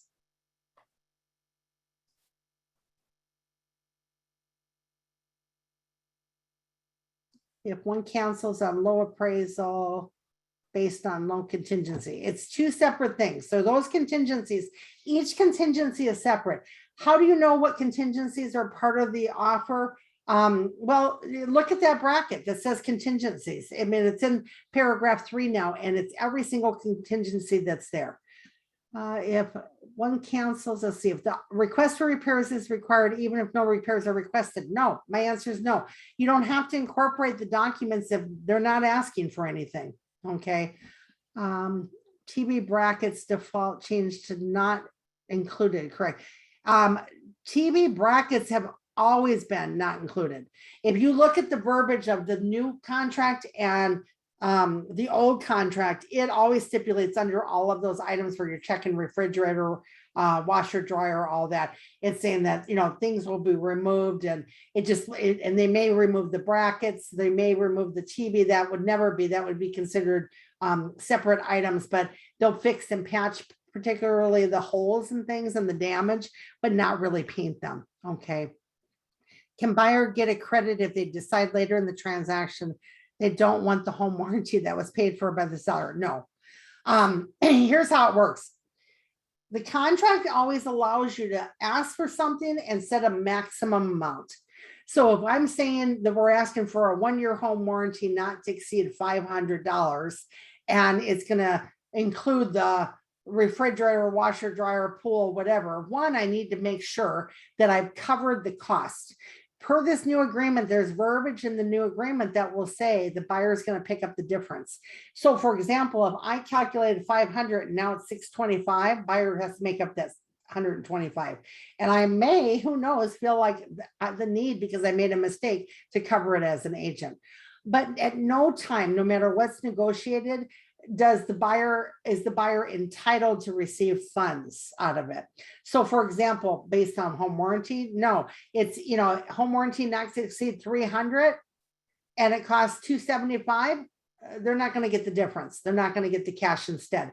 If the closing costs are not to exceed, that we're asking the seller to pay closing costs for the buyer not to exceed 5,000, and the lender says, hey, the closing costs come out to be 4,300, that extra 700 and some dollars is not going to be a credit to the buyer. Okay. It's always a not to exceed, just like interest rates, not to exceed this interest rate, you know, not to exceed this many points. You know, you're setting a cap for that. Why? The buyer has a way out. So wearing both hats, you're always, and I go into great detail on my other classes on this, is that you want to see who you're representing and what the verbiage of it is, what the request is, because it's going to depend on all those circumstances. You know, what are they entitled to? What are they not entitled to? You don't want to change the verbiage of the actual paragraph. Okay. But they're never entitled to cash out of pocket for that stuff. That would be not legal. Okay.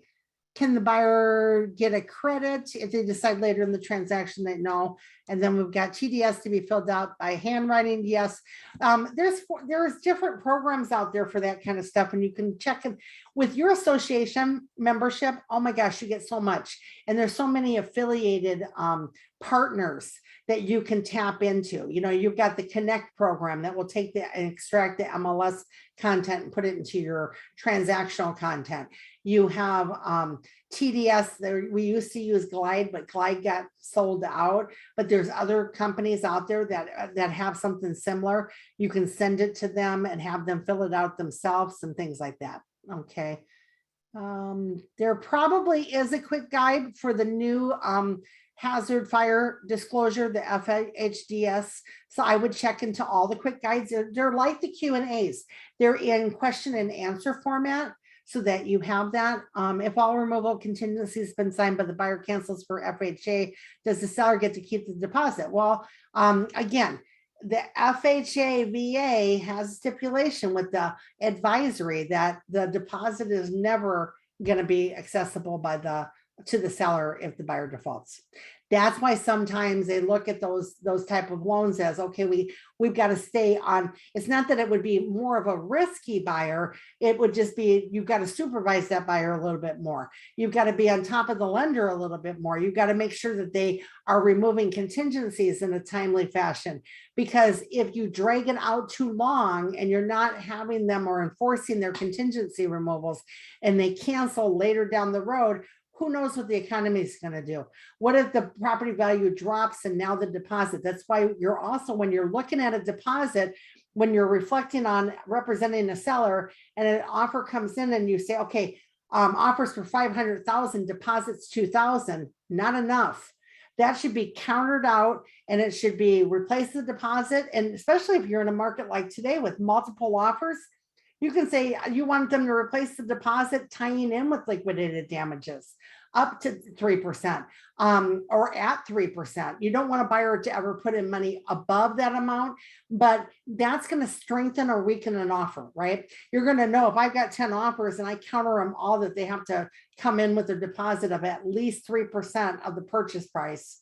And that's this dollar amount. They're going to replace their initial deposit with this amount rather than increase it. Remember, increasing it, I've got to have more memory. I've got to remember to add that DID form. Okay. So a lot of these, you got to take into consideration on that. If you're sending any counteroffer, you have to include the RPA. Not everybody does it. See, what happens is it's easier in our business to be a follower than a leader. Okay. If we truly tap into our resources and we truly look and study the listing contract and the purchase contract, and we say, okay, this is how it all plays out. So this is how it has to work. And we're doing it the right way. But what we do is we kind of follow the other person and say, well, I'm just going to send the counteroffer. I'm going to do this or that. And that's not the way that it's supposed to be done. Okay. So, so it says right here, if you really look and review the offer and the listing contract and all that, it tells you everything that you need to know. Now, if you are interested, and this is my little commercial plug, I've done so many classes over the years for Inland Valley Association of Realtors and the Realtors. I have all of my classes on recording. They're all available. I have a list. If you email me, and I'm going to type right now, let me see if I can type. I think I have to type it in the chat box, guys. So if you look really quick, I'm typing to everyone my email. Very easy email, right? Email me if you want to say, Lisa, I hated your class today. Fine, I can take it. If you want to say, I liked your class, I still had a few questions, I'll answer them. If you say, can you please send me the forms that you shared today? I'll do that. Okay, I'll do anything to help you succeed. I want you to understand the new contract, feel comfortable with the new contract. Okay, so I know our time was short. I couldn't be as thorough, but I also have a list of all the classes I have recordings on. I have my thorough 3-day, 3-hour class covering this contract entirely, showing you addendums, showing you things that you need to know about this contract. This was set up for that everybody could get some training at some level on the contract, the changes, and what the changes are going to mean to you. So I thank you. I apologize that I ran over. I hope it was way worth your time. And my email, I have to hit the enter button. Thank you for those of you that said, I don't have your email. I didn't hit the return button. I'm not multitask, trying to talk to you and look at my paperwork, everything. But have a wonderful week. Good luck in your business. I hope you succeed. I hope you do great in 2022. I hope I see you at more of my classes. And I thank you. Big hands, applause goes to Ivar for bringing you this training. This was my 3rd and final training for the duration of this year. Will I probably doing some additional ones? Yes. I've got a class coming up shortly that I'm sure Melinda and Ivar will send out to you that's going to be setting up your business plan for 2022. Thank you. Have a wonderful day. Thanks so much.